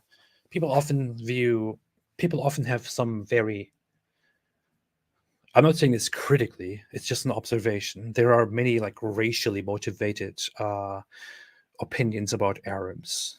And some Arabs think, oh, Turks are our Muslim brothers and this and that. But lots of people in Turkey are like, yeah, we don't want you guys. We don't want Arabs. We don't want you guys. That's how many of them are. They think that attaching themselves to Arab cultures and Arab, causes keeps them backward instead of following a more westernized, modernized culture and way of living. And this is, of course, more a stance that is popular among the secular population in Turkey. And they also learned that stuff after the Turkish Republic was formed by Ataturk, which was built with the foundation of becoming a modern, secular, westernized country. And Ataturk described like the Arab culture and the Islamic culture as something corrupt and degrading and unstable from the past, which we must free ourselves from so that we can become a greater culture like those in the West. I mean, these are things that Ataturk said, the founder of the Turkish Republic. So that sentiment is kind of, it's popular in Turkey among the secular crowds. Among the more conservative and the religious ones, that's not popular. They still have like the whole, a love for Arab stuff and Arabic stuff, which is why often some secular people will call the religious people some names that I personally would not say, such as "you Arab lovers, why don't you go to Arabia?" or stuff like that. But Turkey is a mess in terms of that whole secular religion divide. Yeah. Juju B made a super sticker, which I can't review here right now, but I bet it was fantastic. Thank you so much. Let me see what it is. It's a #1 fan. Thank you so much. I appreciate that.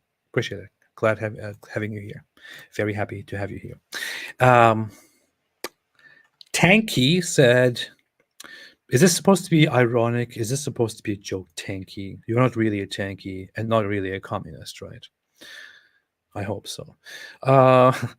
Ataturk was pretty good at secularizing Turkey, to be honest. I do agree that he did a good job at secularizing Turkey, but he also did something that I pointed out before, which is it was done in a quite hostile way, where under Ataturk and his successors, the secular Kemalist movement had this whole this attitude toward the Ottoman past and the Islamic past and all of that, of hostility, and they wanted to suppress it pretty much by force as much as possible, which is why they banned a lot of Islamic stuff, banned a lot of stuff that was adopted from Arab culture and all of that, and they suppressed religious currents in the country in a very hostile way, and that did turn Turkey into a more modernized, Western-leaning country compared to its past, but it also created a lot of resentment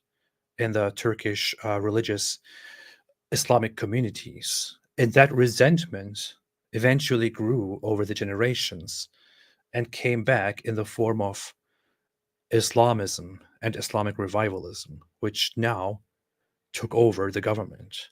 So, maybe that kind of suppression is not always the best way. That's what some people say, like me. All right, I'm going to leave now. Daniel Kikuchu is in talks to debate Sam Shamoun. This is the end of Daniel's debate career if it happens. Such is unique. Really? They're in talks to debate? Daniel is in talks to debate Sam Shamoun? Wow. That's that's funny. That is funny. I'll follow that. Sam is probably watching right now, but he doesn't want to admit it because he doesn't want to be humiliated by the fact that that my videos are so interesting, my live streams are so interesting that he has to stick around here watching it. So he's probably quietly watching this without commenting. But yeah, I hope it's true. It's fun. Do Turks consider themselves to be white and have a desire to be seen as closer to Europeans rather than Muslims? Is Erdogan taking Turkey back? There often is kind of a complex in Turkey of some people who want to be considered Western, who want to be. You might have seen if you spend time on political pages on social media or political forums, whatever it is, you might have often seen this whole this gag by now of whenever Turkey is described as a Middle Eastern country, you can see lots of Turks say, "Oh, Turkey is Europe, Turkey is West," And then others are like, no, Turkey is not West. Turkey is not Europe. So there is a lot of there are a lot of sentiments in Turkey of wanting to be considered a Western European nation, and they don't want to be called Middle Eastern. That is quite popular. But then again, there is the other side of that divide, which is like, no, we are proud to be non-Western. We are proud to be Muslims first and stuff like that. Yeah. White is different. They don't consider themselves white. They don't really do that, make that divide. So they are very clear that they are different from Europeans, that they are of different origins. And they are actually very clear and often very proud of that. We're proud of that. All right, I'm going to go. Wait, somebody said something. Some people said something. Some people did something. Maulud said, wait, is there a beef between you two? No, I'm just kidding. I'm just kidding. Sam Shimon loves me. I hate him, but he loves me. So I'm just kind of taking a dig here. Just mocking him playfully, nicely. No, there's no beef between us. It's just peaceful stuff. Okay, I'm going to go. Somebody said something that I just wanted to respond to. Solomon Schickelgruber said, are you sorry for the Armenian genocide? Do you mean sorry as in sorry as a Turk? If that's what you mean, no. Do you mean sorry that it happened? Yes. Yes. Yes. But I don't... I mean, it is part of the history. And I don't take any pride in Turkish history. But yeah. Royal Castrator said Kosovo and Albania both offered help to Israel to fight Hamas and other Palestinian terrorists. Arabs going crazy over it. LOL. And they're probably expecting all Muslim-ish countries around the world to show solidarity. But yeah. Bro, what's going on in the world? Where's that? Richard Benjamin said, Apostate Prophet, did you monetize your videos? Some of them are monetized, some of them are not. Most often they're not monetized. So yeah, that's the state of things. That is the state of things. All right. I gotta go. Gotta go. Gotta go. Oh, yeah. Okay. Thanks everyone for watching. Have a fantastic day.